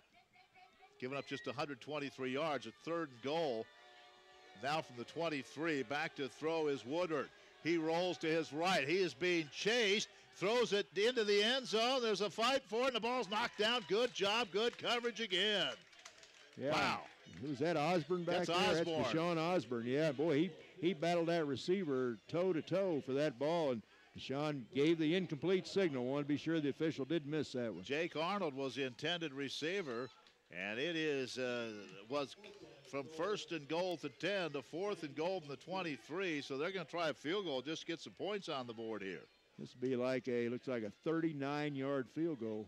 Roberts is 9 out of 13 on the year. 36 is his long. This is 29, or 39, excuse me, from the left hash mark. Ball down, kicks on the way. Plenty of leg, and it is good. So the Crusaders are on the board. Wait a minute, there's a flag down. 39-yard field goal, but we'll wait and check the penalty out. The flag was thrown at the 34-yard line. 45-3 is the score. I think it's against the Vikings, I think. Yeah, running into the kicker. Yeah. Penalty decline. They're going to take the field goal. So 39-yard field goal by Derek Roberts puts the Crusaders on the board. It's 45-3. We're back with the kickoff. 30 seconds Viking Sports Network. On the lot with Matt Hare at Elmer Hare Ford Sales. Matt, somebody's looking for a new vehicle, used vehicle. Why shop here? Right now, it's the state-of-the-art facility. This facility was put up for the customer, with the customer in mind. The best showroom in Saline County, the best service department in Saline County, and right now I've got the best selection of used cars for Saline County that I've ever had. Folks, get in here. This was all done for you. Right now is the time to shop at Elmer Hare Ford Sales. See me, Matt Hare, Greg Anderson, Ryan Woodson, Dwayne Lewis, or visit us at ElmerHareFord.com. Well, the Vikings get on the, or rather the Crusaders get on the board. Coach Heppola wanted something positive in the second half, and he got it. Nice drive. Yeah. Viking defense came up big, though, once it was 1st and goal. Yeah, they did. That's a victory, I think, for the Vikings. For a lot of second-teamers in there, and they responded. Here's another onside kick, and looks like the Crusaders have this one. Well, they tried it to start the half and didn't get it. Now they do, and the Vikings were not aware of that. I think that was Devin Overall that recovered that onside kick, I believe. So, yeah, they're signaling. I think that now a couple of officials want to talk it over. Let's see. No official signal as of yet. 10 yards. Did not go 10 yards. I want to say that where they have the ball marks, it's the 39-yard line. Yeah. And, of course, you kick off from the 35, so that didn't go 10 yards. So the Vikings will take over at the 44-yard, I said 39, the 44-yard line of the Crusaders. Ball's got to go 10 yards. Was it last week we saw that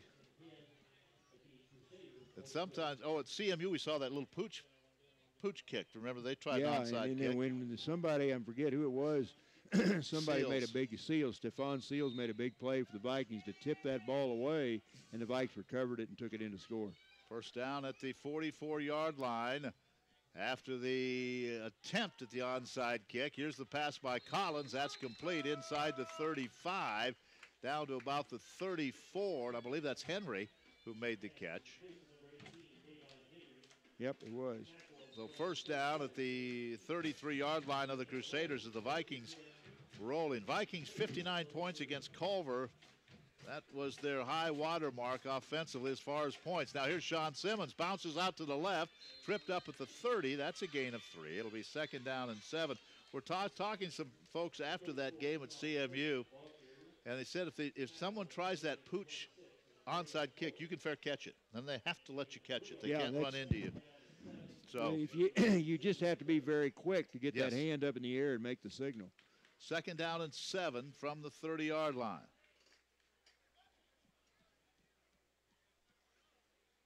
Vikings leading 45-3. We have 44 seconds to go, 3rd quarter.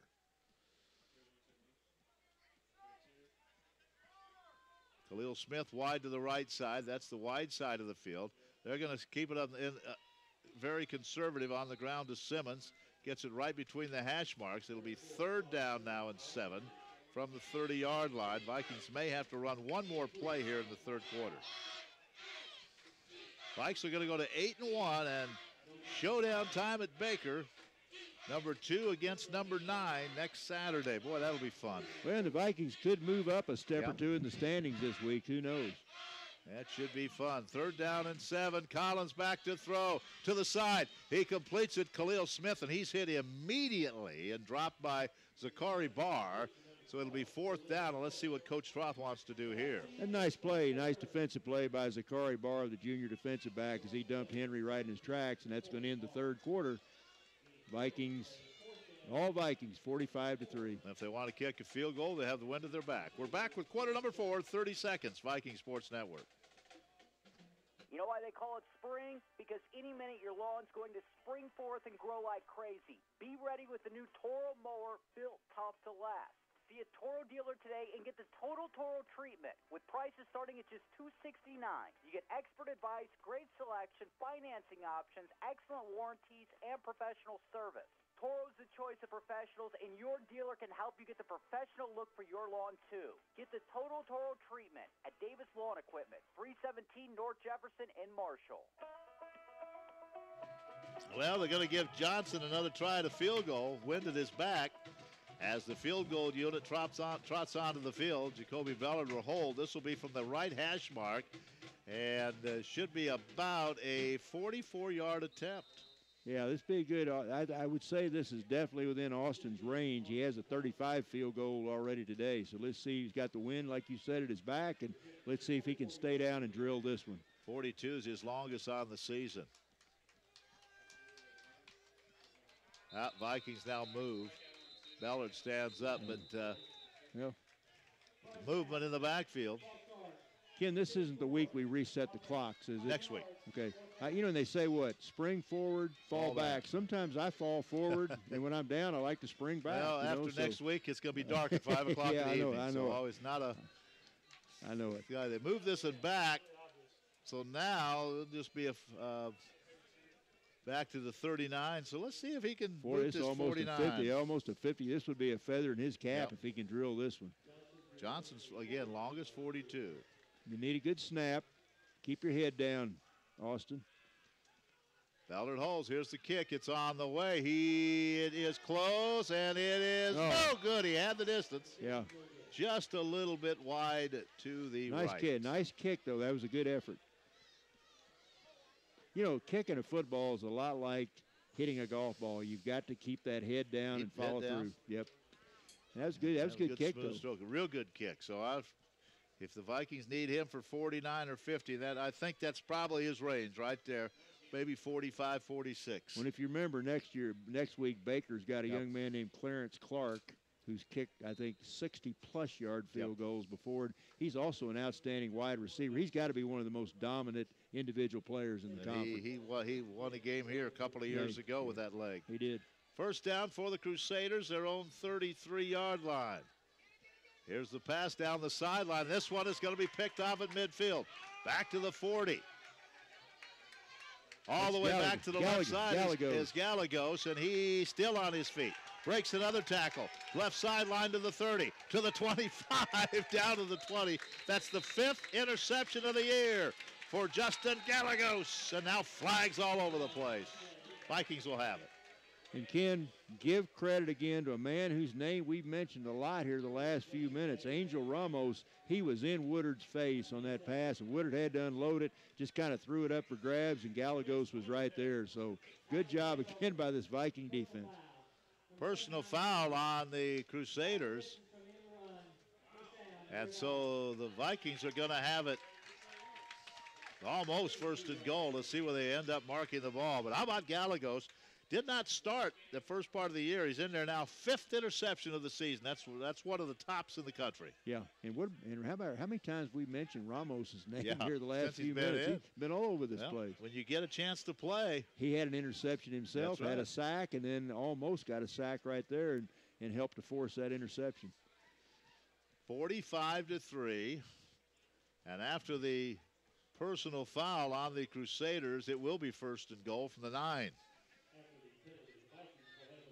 Join us next week, KMMO, Marshall, Movell.edu. We will have a big one, the big showdown in Baldwin City. I'd say that'll have to be one of, if not the premier game in the country next week in NAIA football. It will be. First down just inside the 10-yard line. Simmons is the running back. In the pistol behind Dakota Collins. Collins wants to throw. Fade pattern. Rashawn Parker, touchdown, Vikings. Rashawn Parker gets the catch at his first touchdown as a Viking, and the Vikings are up 51-3. Nice job by Rashawn going up strong to get the ball, and just a nice touch, loft pass by Dakota Collins. So that's a well-executed play, a one-play, 9-yard drive. Dakota, his second touchdown pass of the season, and for Rashawn Parker, his first touchdown as a Viking. So Johnson will attempt the extra point. The Vikings are over the half-century mark here. And that's a bad snap picked up by Ballard. Ballard wants to throw it now, lobs it in the back of the end zone and through. Nate Higgins. But the flag is down, so I'm sure illegal receivers downfield. I doubt if Nate was supposed to be a pass target on that play. I'm just guessing. But a bad snap, and so the Vikings won't get the extra point, and I'm sure the flags are for illegal receivers downfield. Yeah. But Nate really did what you should do. You see that quarterback in trouble, I guess you don't release. You need to stay in and block, but just instinct said, hey, my man's in trouble, I better get open.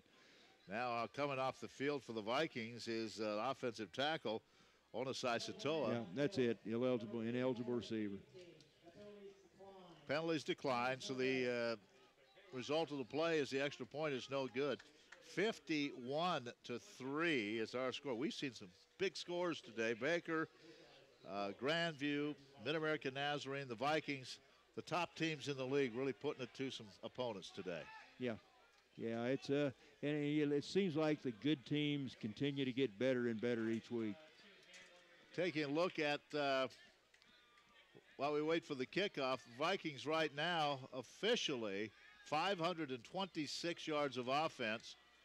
Evangel 115. The Vikings averaging almost 10 yards of play. Boy, you can't get much better than that, Joe. And Ken, one thing that this game is different. This is really the first breather the Vikes have had. Most games we played, we've had to make plays in the fourth quarter just to hang on or just to pull. Like, had to come from behind a couple times and had to hang on several times down the stretch.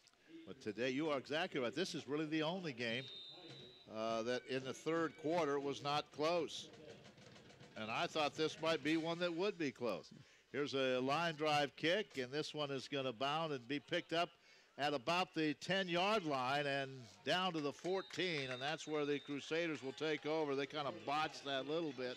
Finally picked up by Andres Moeller, and then he was hit. And who else? Elliott Suter. Elliott's been all over the field on special teams. Yeah, he is just a beast on special teams, Elliott Suter. Ball's at the 15-yard line for the Crusaders. Let's see if they're going to stay. They're going to stay with Woodard in there. The guy with the interception was 6. They changed quarterbacks last series. This is back in. So Woodard is back out there. On the interception, that was not Woodard. I believe it was Cameron Hardesty. But now Woodard's back in there. And on first down, not much on the running play. It's going to be second down. Wow, this Viking defense has just really done the job today. Now coming in for the Vikings on that front line is Steven Middendorf. And he comes in in replace of Devon Wright. As the defense get a lot of folks out there today. Again, Mark Plummer out of Marshall. Mark's one of the defensive backs. He's playing, looks like, the free safety position right now. Second down and 9, only a gain of a yard for the Crusaders. Want to hand this one off. Not much there again. Across the 15 to the 17. Clock moving here in the fourth quarter. All Valley this afternoon, up 51-3. I imagine right now Evangel's saying, let's get the bus started. Where are we going to eat after the game? Let's head home. 2.5-hour trip down Highway 65. And they'll have a couple more games. They end the regular season at Baker. Got a nice win last week over Central. 3rd and 8. Nice spin move by Woodard to get away. Throw it down the sideline, and it's dropped. I don't know if Chance Smith was in bounds or not, but the pass was dropped, and it'll be 4th down, another punt coming up. I saw several people walking around with black jerseys that said Smith, number 80 on the back, so I'm sure that had to be some of Chance's family. It is 4th down, and another punt coming up. Mr. Heiser, boy, it seems like a long time ago he returned that punt for a touchdown. You know, Ken, it was good to see Dakota Collins throw a touchdown pass that last series. You never know when he's going to be badly needed in a game. We hope Jake stays very healthy. Heiser bobbles but hangs on to that punt, now trying to weave his way through traffic and gets back to the 48-yard line, a gain of about 3.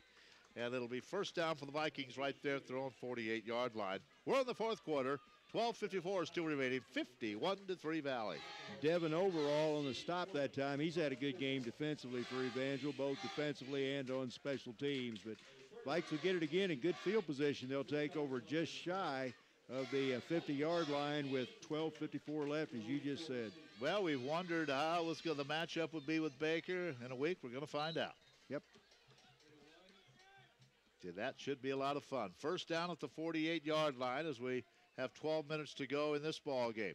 Here's handoff right up the middle, and just a couple of yards for Robinson. Maybe, yeah. David Robinson carrying the football. It'll be 2nd down and 9, just a gain of a yard. Braxton Willis in the lineup on that offensive line for the Vikings. Josh Murtaugh is in there right now. Benjamin Wilson in that. I'm trying to read some of these names of guys that don't play all that much.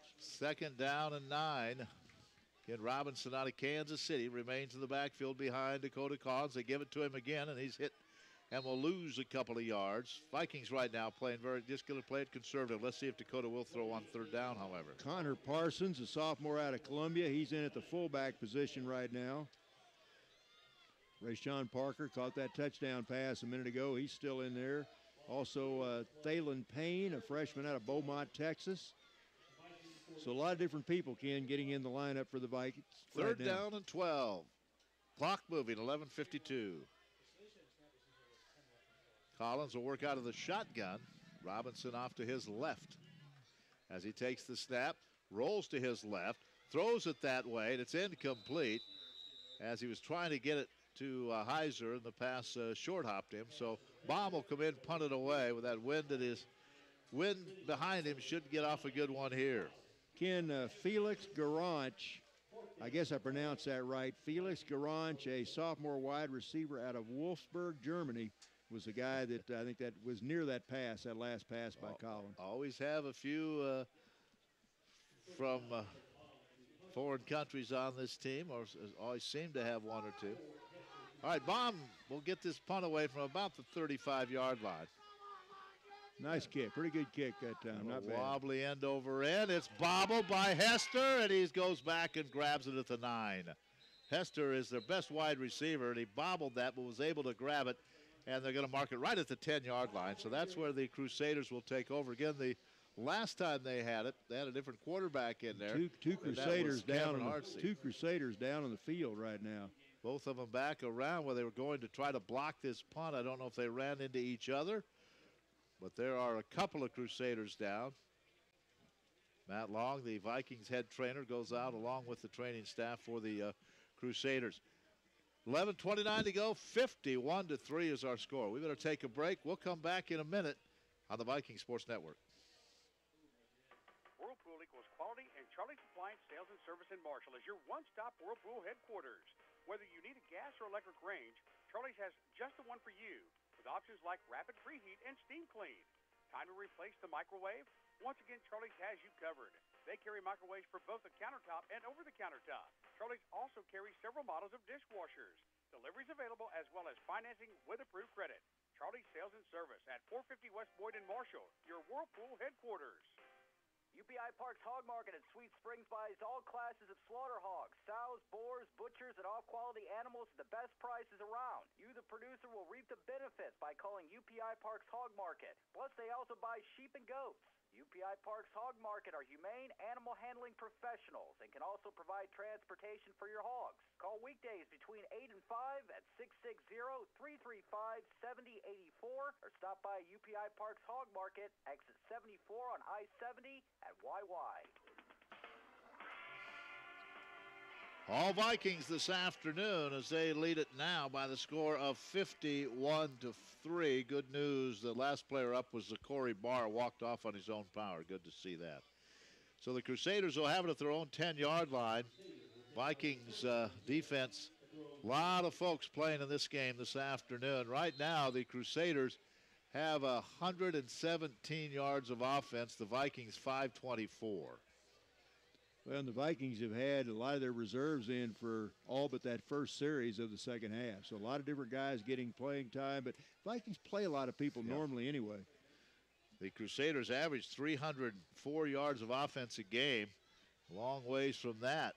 Here's Woodard trying to get to the outside, and he is pushed out of bounds. Good job to knock him out of bounds by Stephon Seals.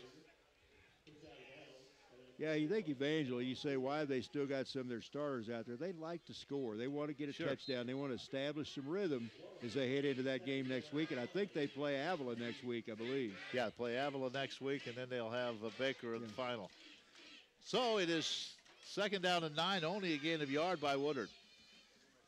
Vikings may have jumped offside, but they get back. On second down and 9, just across the 10-yard line, Crusaders moving into this breeze. And once again, it's Woodard running to his left. He wants to throw it that way, and boy, he fires a pass through the outstretched arms of one of his receivers there. That's John Huckle. Huckle says, how am I supposed to catch that? He fired that ball. 96-mile-an-hour fastball, and Huckle had a fielder's glove on, I think. He said, I can't catch that. So it's going to be third down. All right, big World Series game tonight. The Indians up 2-1 back to Wrigley Field tonight. Neither team is in my radar.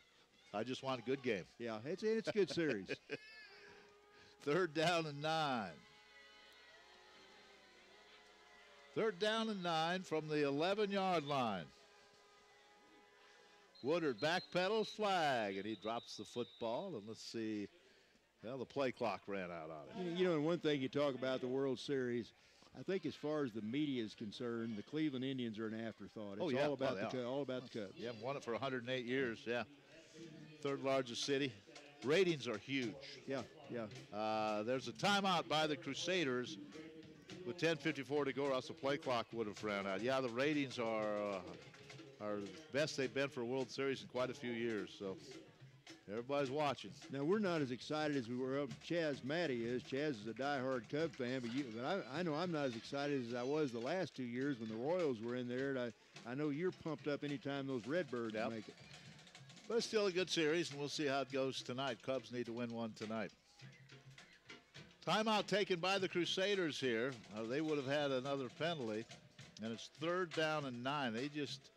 I don't know. I guess the Crusaders probably came in with the thought, we'll play with this team for a while, maybe the underdog, but let's see what happens. And I don't think either side expected this kind of a game.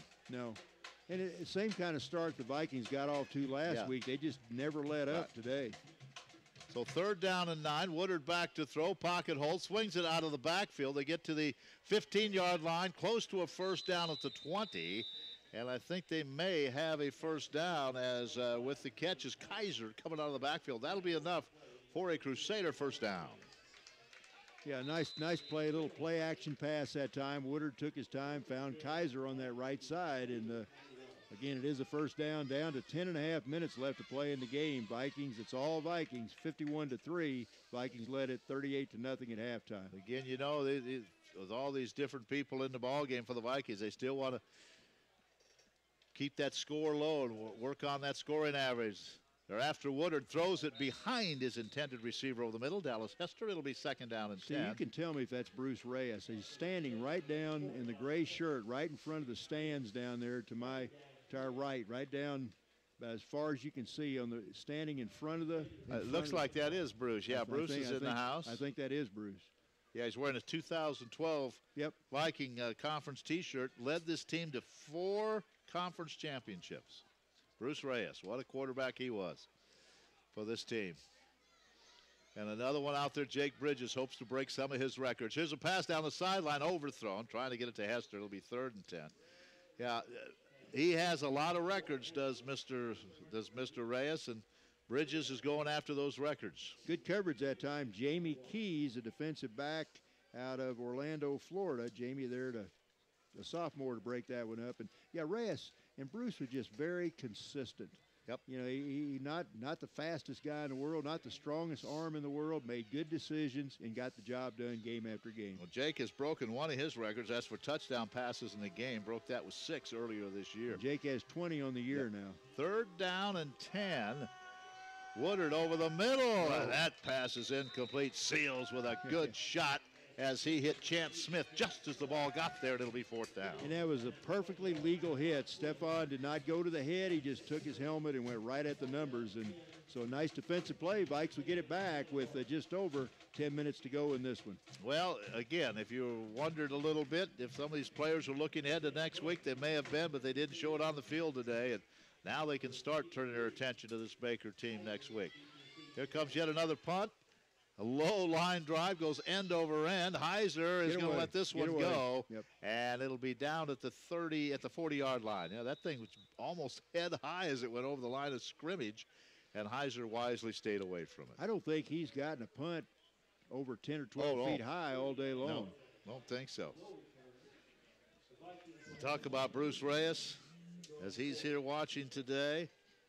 And we mentioned that record. Bruce had 400. He still has the record for most passing yards in a game and in a career. I believe it's over 400 in a game, and I think a ton of yards for his career. I don't have the number in front of me, but boy, he was something else for 4 years. We had Jake Bridges at 338 today, and he only played the first series of the second half. So it's first down for the Vikings at the 40-yard line. Their own 40, leading 51-3. Keeping it on the ground. And a nice 4-yard gain for David Robinson. Nice move that time by David. David planted that foot and cut back to the inside, and there to make the stop for Evangel was Sam Morton, freshman linebacker out of Stratford, Missouri. Stratford down near Springfield. Quite a few players on this roster from that community.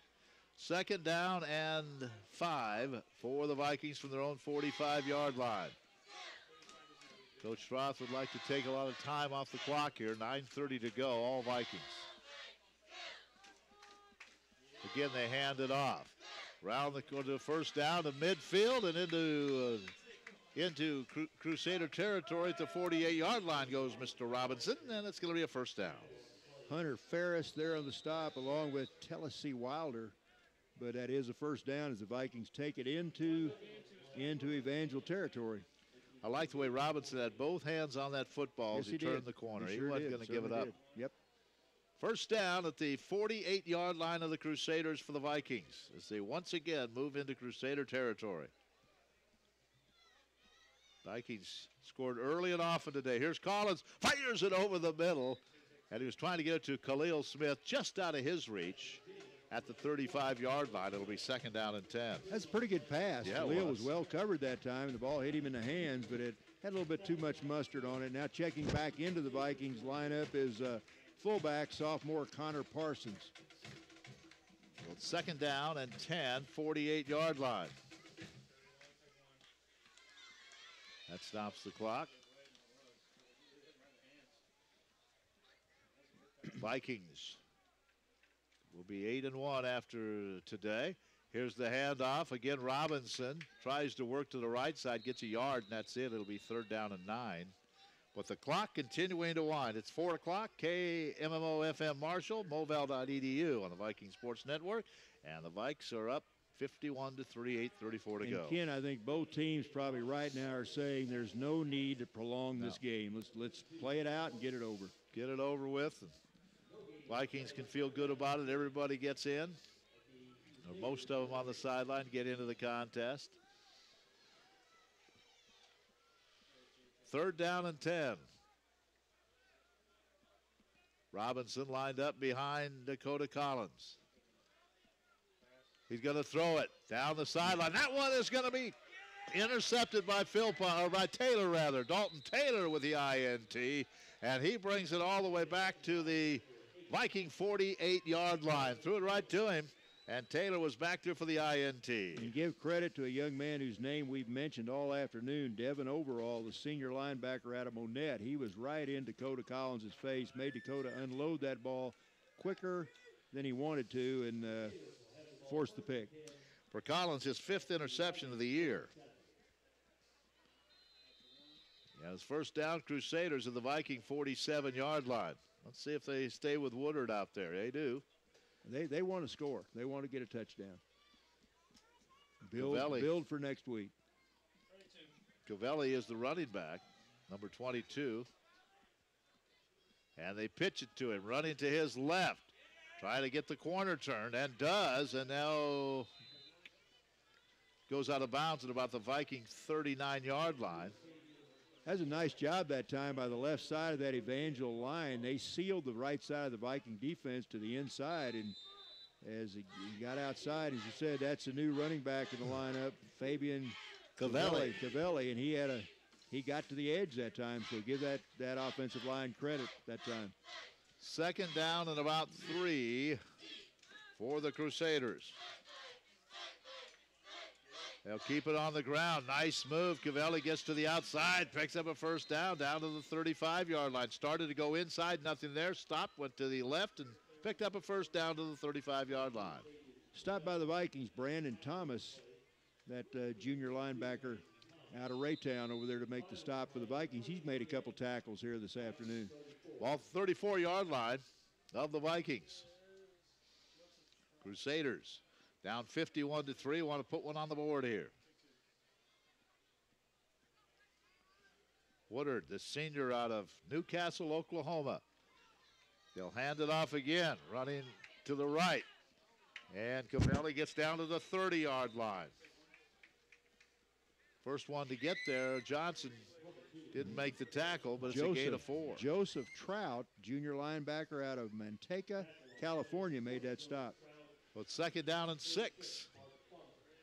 Clock is moving. Be a nice evening on the campus of Missouri Valley with a football win tonight. Very impressive win, too. Yep. Both soccer teams on the road. Oskaloosa playing William Penn this evening. Both teams need wins. They wait for the postseason. We should find out tomorrow. Here's a pass that's incomplete as they try to get this one out to Jake Arnold. We should know tomorrow what will happen with the men's and women's teams, whether they'll be at home next week or on the road. That's the end of the regular season. And I take it you're not making that trip to Oskaloosa. No, they're up there tonight, but if they have any home matches next week, we'll have them on moval.edu. I start to shake when I just think about going to Oskaloosa, as far away as that is, and that's no longer the furthest trip in the conference. Not even close. 3rd down and about 6 from the 30-yard line. Woodard back to throw, looks to his left, going to throw it toward the corner of the end zone. It's incomplete. He had a receiver that had about a step on the Viking defender, but the pass was overthrown. It's going to be 4th down. Pretty good coverage by Vince Spears, sophomore defensive back out of Columbia. And Ken, I met his parents up at Avila last week, talked to them. They've been at quite a few Viking games, and pretty good coverage that time by the sophomore Spears. Noah Pierce was the intended receiver, so it's 4th down. They'll go for it here. Why not? Vikings, Sean Smith comes back into the defensive secondary here. 4th down and 6. They have to get to the Viking 24 for 1st down. Woodard rolling to his left. He's going to throw it down that way. It is knocked away. Good double coverage by the Vikings. Vince Spears again. Yep. Nice job. They were there. No way that was going to be complete. The Vikings take over. And that's a good job by this second defensive unit. They try to keep these Crusaders out of the end zone, and they did it. I better clarify myself. I said I met Vince's parents in the restroom up at Avila. I met his dad in the restroom up at Avila. Thank you.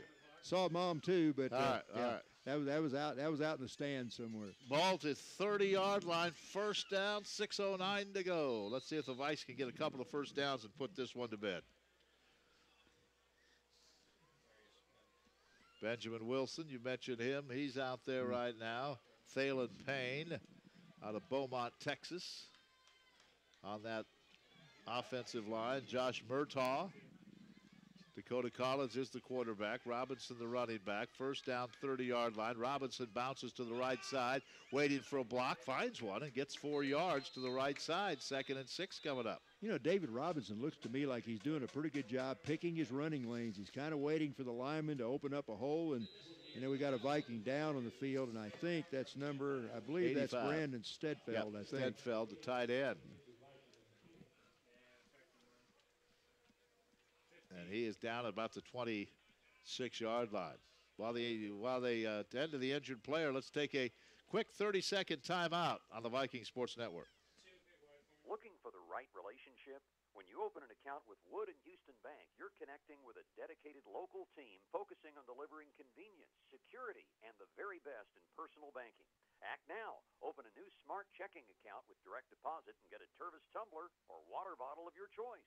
Visit us online at woodhouston.com or stop into one of our convenient banking center locations. Wood and Houston Bank, personal banking since 1874. Member FDIC and equal housing lender.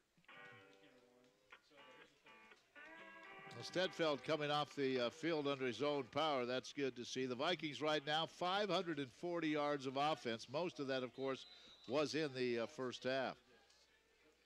Yeah, and it's good to see the Vikings have gotten a chance to get quite a few different people in the lineup today, and a lot of these young people have responded pretty well.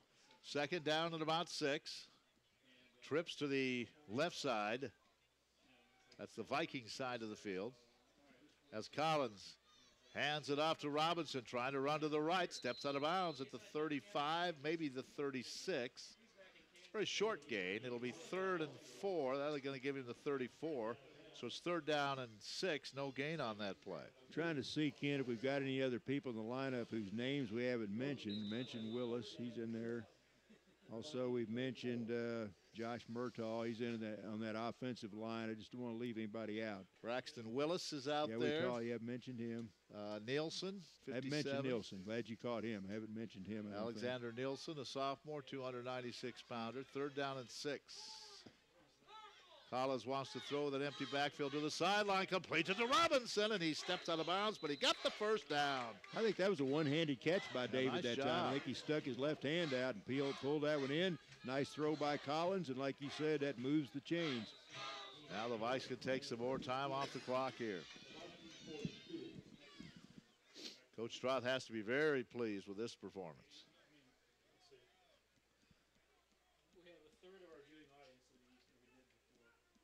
So it's 1st down at the 42-yard line. Again, Robinson stays in at that running back spot, and they give him the ball up the middle, gets a yard, 2nd down. But more importantly now, the clock moving, 4:45. You know, Ken, and David Robinson very quietly piling up some pretty good numbers in the running game. Doing a good job. And now he's going to come out, and Simmons will come back in. Both Kansas City product. Looks like David maybe took a shot. He was holding his left arm a minute ago. Now he's kneeling on the sideline. Hope he's okay. He's over there with trainers. Jake Bridges checking in on it. 2nd down and 9. Simmons up the middle, plows forward to the 46. 3rd down and 5 coming up. 3rd and 6, we'll call it. He gets to the 46-yard line. Matt Long, the head trainer, down there with the running back. Vikes very content to play it close to the vest here with 3:50 left in the game. They lead at 51-3. And give Paul Troth credit. A lot of people played in this ball game. The second half, the Vikings kind of, as you said, playing it pretty conservative in the second half. Felix Garanch, the young man out of Wolfsburg, Germany, the wide receiver, back in the lineup. 3rd down and 5. Let's see if Collins will throw it. He rolls to his left, rushes on, steps up, flag down. Gonna be a hold. He throws it. It's caught by Rayshon Parker at the 41-yard line, but I think holding. Yeah, it's going to holding on the Vikings. So Collins' pass to Parker will not count, and it's going to be 3rd and about 15 after the penalty's marked off. Good job by Collins. He turned and pressured and fired a strike to Parker, but it's not going to count. Yeah, Dakota doing a good job. Looks pretty poised back in there at quarterback. And Henry going to check in. I thought for a minute Jacoby Bellard was coming in. Here he comes. He's out there. Run some kind of wildcat or what? Maybe Jacoby's going to do an end-around pass. What do you think? We haven't seen any of the wildcat this year. Have we saw last year? I saw a lot of it last year. Yeah. So it is going to be 3rd down and about 15. Henry stays in the backfield along with Collins, and now he's a little confused. He'll take timeout. 2:56 to go, 51-3. Vikings with the lead. We're coming back in a minute. Viking Sports Network. Wheat growers across the country rely on AgriMax wheat for exceptional yields, quality, and dependability. In the United States, AgriMax wheat is in the top 10 for soft red winter wheat. It's simple. AgriMax will help you achieve your wheat production goals. Join forces with Weber Seeds and Marshall and AgriMax Wheat to meet your goals this season.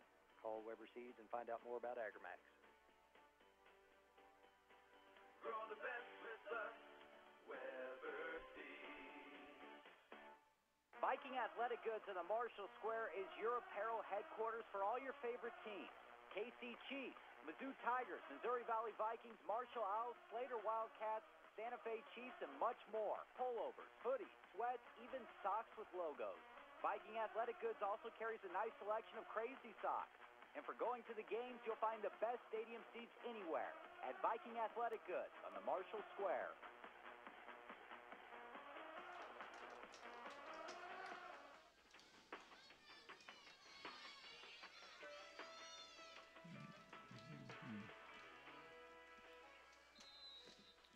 Third down and about 16 yards to go. The Vikings took that timeout. Collins back to throw.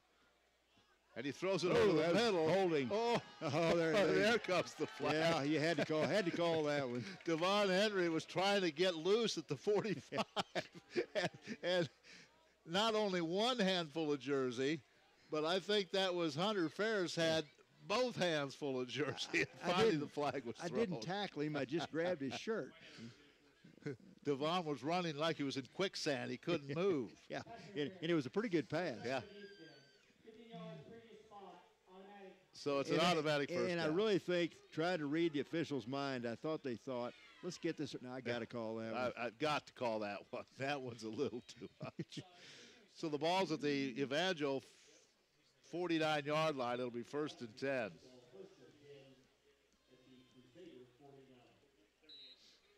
Well, let's see if the Vikings go back to the running game. They've almost run the clock out here. We're down to 2:51. One more first down, they'd be able to do that. Henry's in the backfield, but Collins going to throw, and it's caught at the 45-yard line. Yep, and that's Felix Garanch with the catch. It may be his first catch of the year, but certainly it is. It'll be second down and about 6. He's probably emailing the folks back or texting the folks back in Germany. Says, Mom and Dad, I caught a pass. I got my catch. Second down and 6. From the 45-yard line of the Crusaders.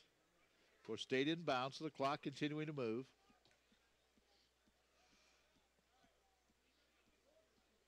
Collins standing right at midfield. Takes the snap. Hands it off to Henry. Devon, right side, turns the corner, and he has a first down and gets to inside the 40 to the 38-yard line. 2 minutes to go. Joe All heading to the sideline. We'll have Coach with us after the contest.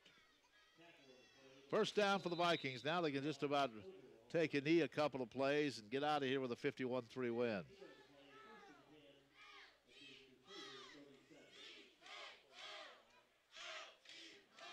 Kenny Sanford, another nice day. I believe 133 yards rushing. Vikings really put it in conservative mode in the second half. A lot of different players getting in the action.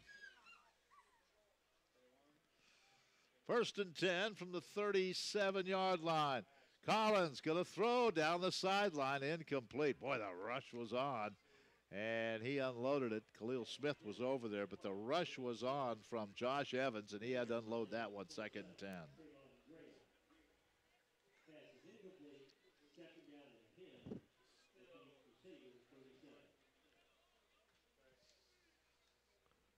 So 2nd down and 10 coming up for the Vikings. That stops the clock with 1:26. Had a decent crowd here today. Such a nice day. Everyone just kind of out enjoying the weather on this final Saturday in October. 2nd down and 10. Sun still shining brightly on the field. Here's the handoff to Henry, and he gets maybe back to the line of scrimmage. Now the clock will continue to wind. 3rd down coming up. Vikings may have to snap it one more time. Let's see. 1:11 to go.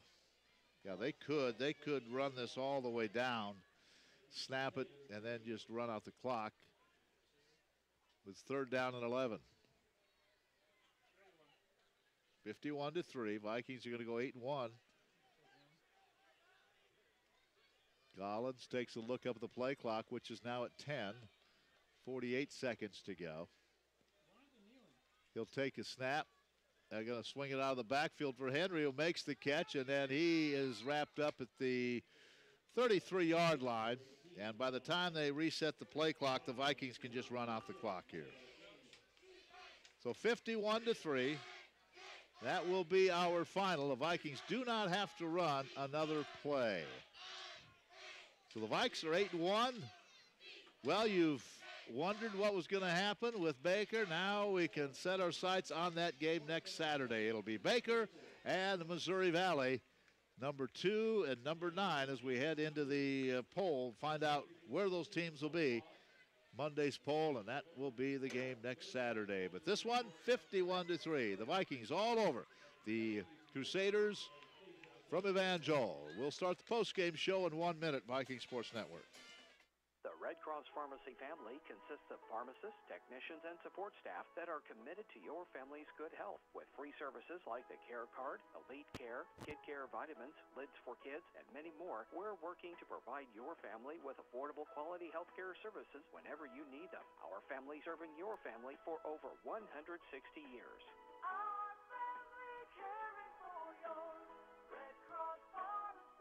Red Cross Pharmacy has no affiliation with the American Red Cross. Peak Sport and Spine is Missouri's largest provider of outpatient orthopedic physical therapy. I'm Ron Renard, Clinic Director and Physical Therapist. Using the latest manual and soft tissue techniques, we help you regain your optimal level of function. We can meet the needs of the weekend warrior to the elite athlete. We also specialize in workers' compensation, helping you get back to your job quickly and safely. If your physician prescribes physical therapy, choose Peak Sport and Spine. See us locally in Sedalia, Fayette, Marshall, and now in Sweet Springs, or visit us at peaksportandspine.com.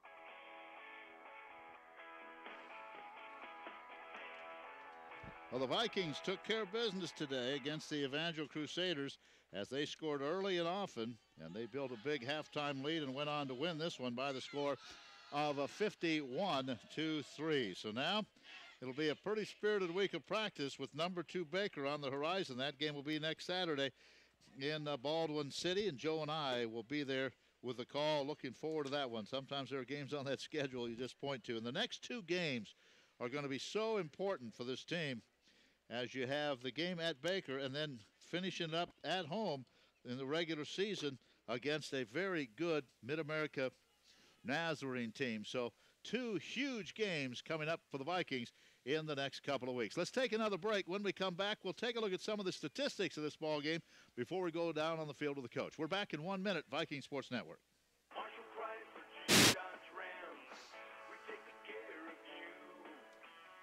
Wow, this is Charlie. It's Ram Power Days at Marshall Chrysler Jeep Dodge Ram. Stop by and check out our 20% off sale on select models while they last. Don't miss out. Remember, watch for the children. Hey, just Yeah. so you know, you did get through all your commercials. Okay, good, so good. If we can just, might just go from here and then we'll wrap it up. Good job, Jan. Thanks, you too. Thank you. Make sure you record the post game for Joe. Yeah, I got it going All already. right. Okay, I'll put you back on. Advice can be helpful. Many plans have flexibility, no pre-existing conditions, different deductibles, and more. This is Robin with Lime Cooler Insurance Services in Marshall. Give Brandy or I a call or stop by our office. We can help you decide on which group health plan best fits your needs. Whether you are a large group or a small group, we work with people just like you every day. Remember, at Lime Cooler Insurance Services in Marshall, it's our family taking care of your family.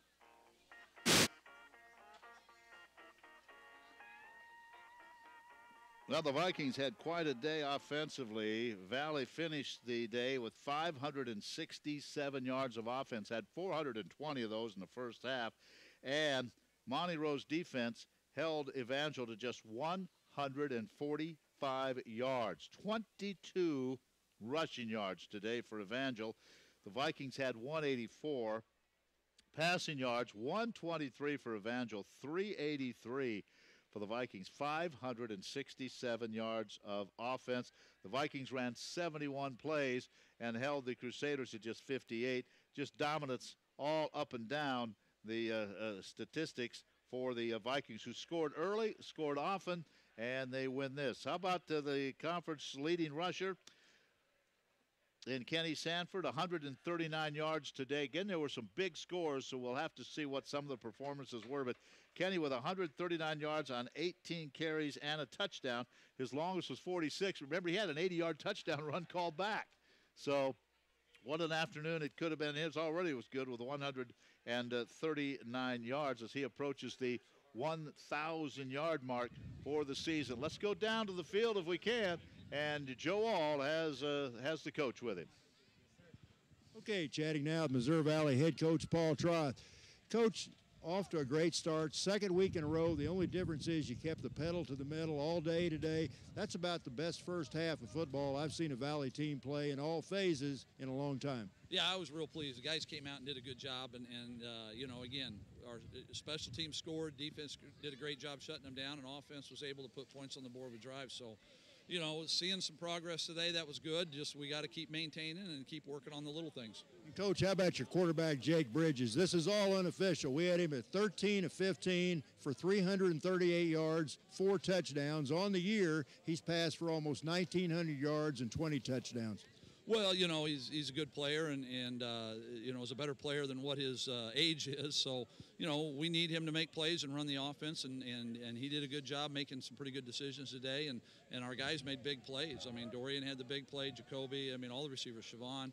Overall, I was just real pleased with our execution for the most part. Your defense has been good all year. I thought they were even more dominant today than normal. Well, I thought we took a team that is really a pretty decent team, and we made them we kind of made them toothless a little bit. They couldn't run the ball, and they couldn't get the plays in the passing game. And then again, with us driving the ball, that really helped. And a lot of kids got to play a lot of minutes. Yeah, that was a good thing. We've had so many close games. It's nice to have one where we can get some guys some extended minutes because they need that work. They don't get as many reps and don't get as many reps in practice, and they're not getting games, so it's good for them. I know you take it one game at a time, but this game next week, I know you and your kids have been pointing to all year. You go to Baldwin City, you take on Baker, a game that's probably going to be a premier, if not the premier game in the nation in NAIA football next week. Well, we've seen Baker on film a little bit just when we're preparing for our next opponent. Haven't really watched them or broke them down, but, they got a good football team, obviously, and it'll be a real challenge. So, we're going to have to do things. We're going to have to play our best game to have a chance. But if we play our best game and hopefully we get them to make some mistakes, maybe we'll be in at the end. That's all we can hope for. And, Coach, one final thought. A good year for the Troth family all the way around. You got 2 girls, your twins in college. They're both freshmen this year. Your other daughter in the Final Four volleyball tournament playing for St. Paul down in the state tournament.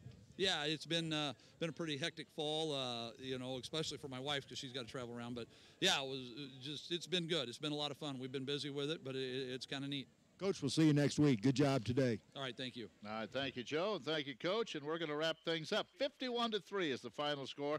Again, the Vikings, 567 yards of offense today. They scored early. They scored often. Jake Bridges, 338 yards, passing 13 out of 15. And through, he just had 4 touchdowns again today. What a season he's having as well. Showdown with Baker next week. Joe and I will be in Baldwin City. Well, you can hear it on KMMO and Movell.edu. I'm Ken Quiava for Chaz Matty and his entire crew, and for Joe All. So long from Marshall, Greg Mitchell Field, Volney Ashford Stadium. Vikings win it today, 51-3. So long from MVC. Missouri Valley College. Good job. Are you good? Yep, we're good. Good job. All right. See you. Bye. Bye.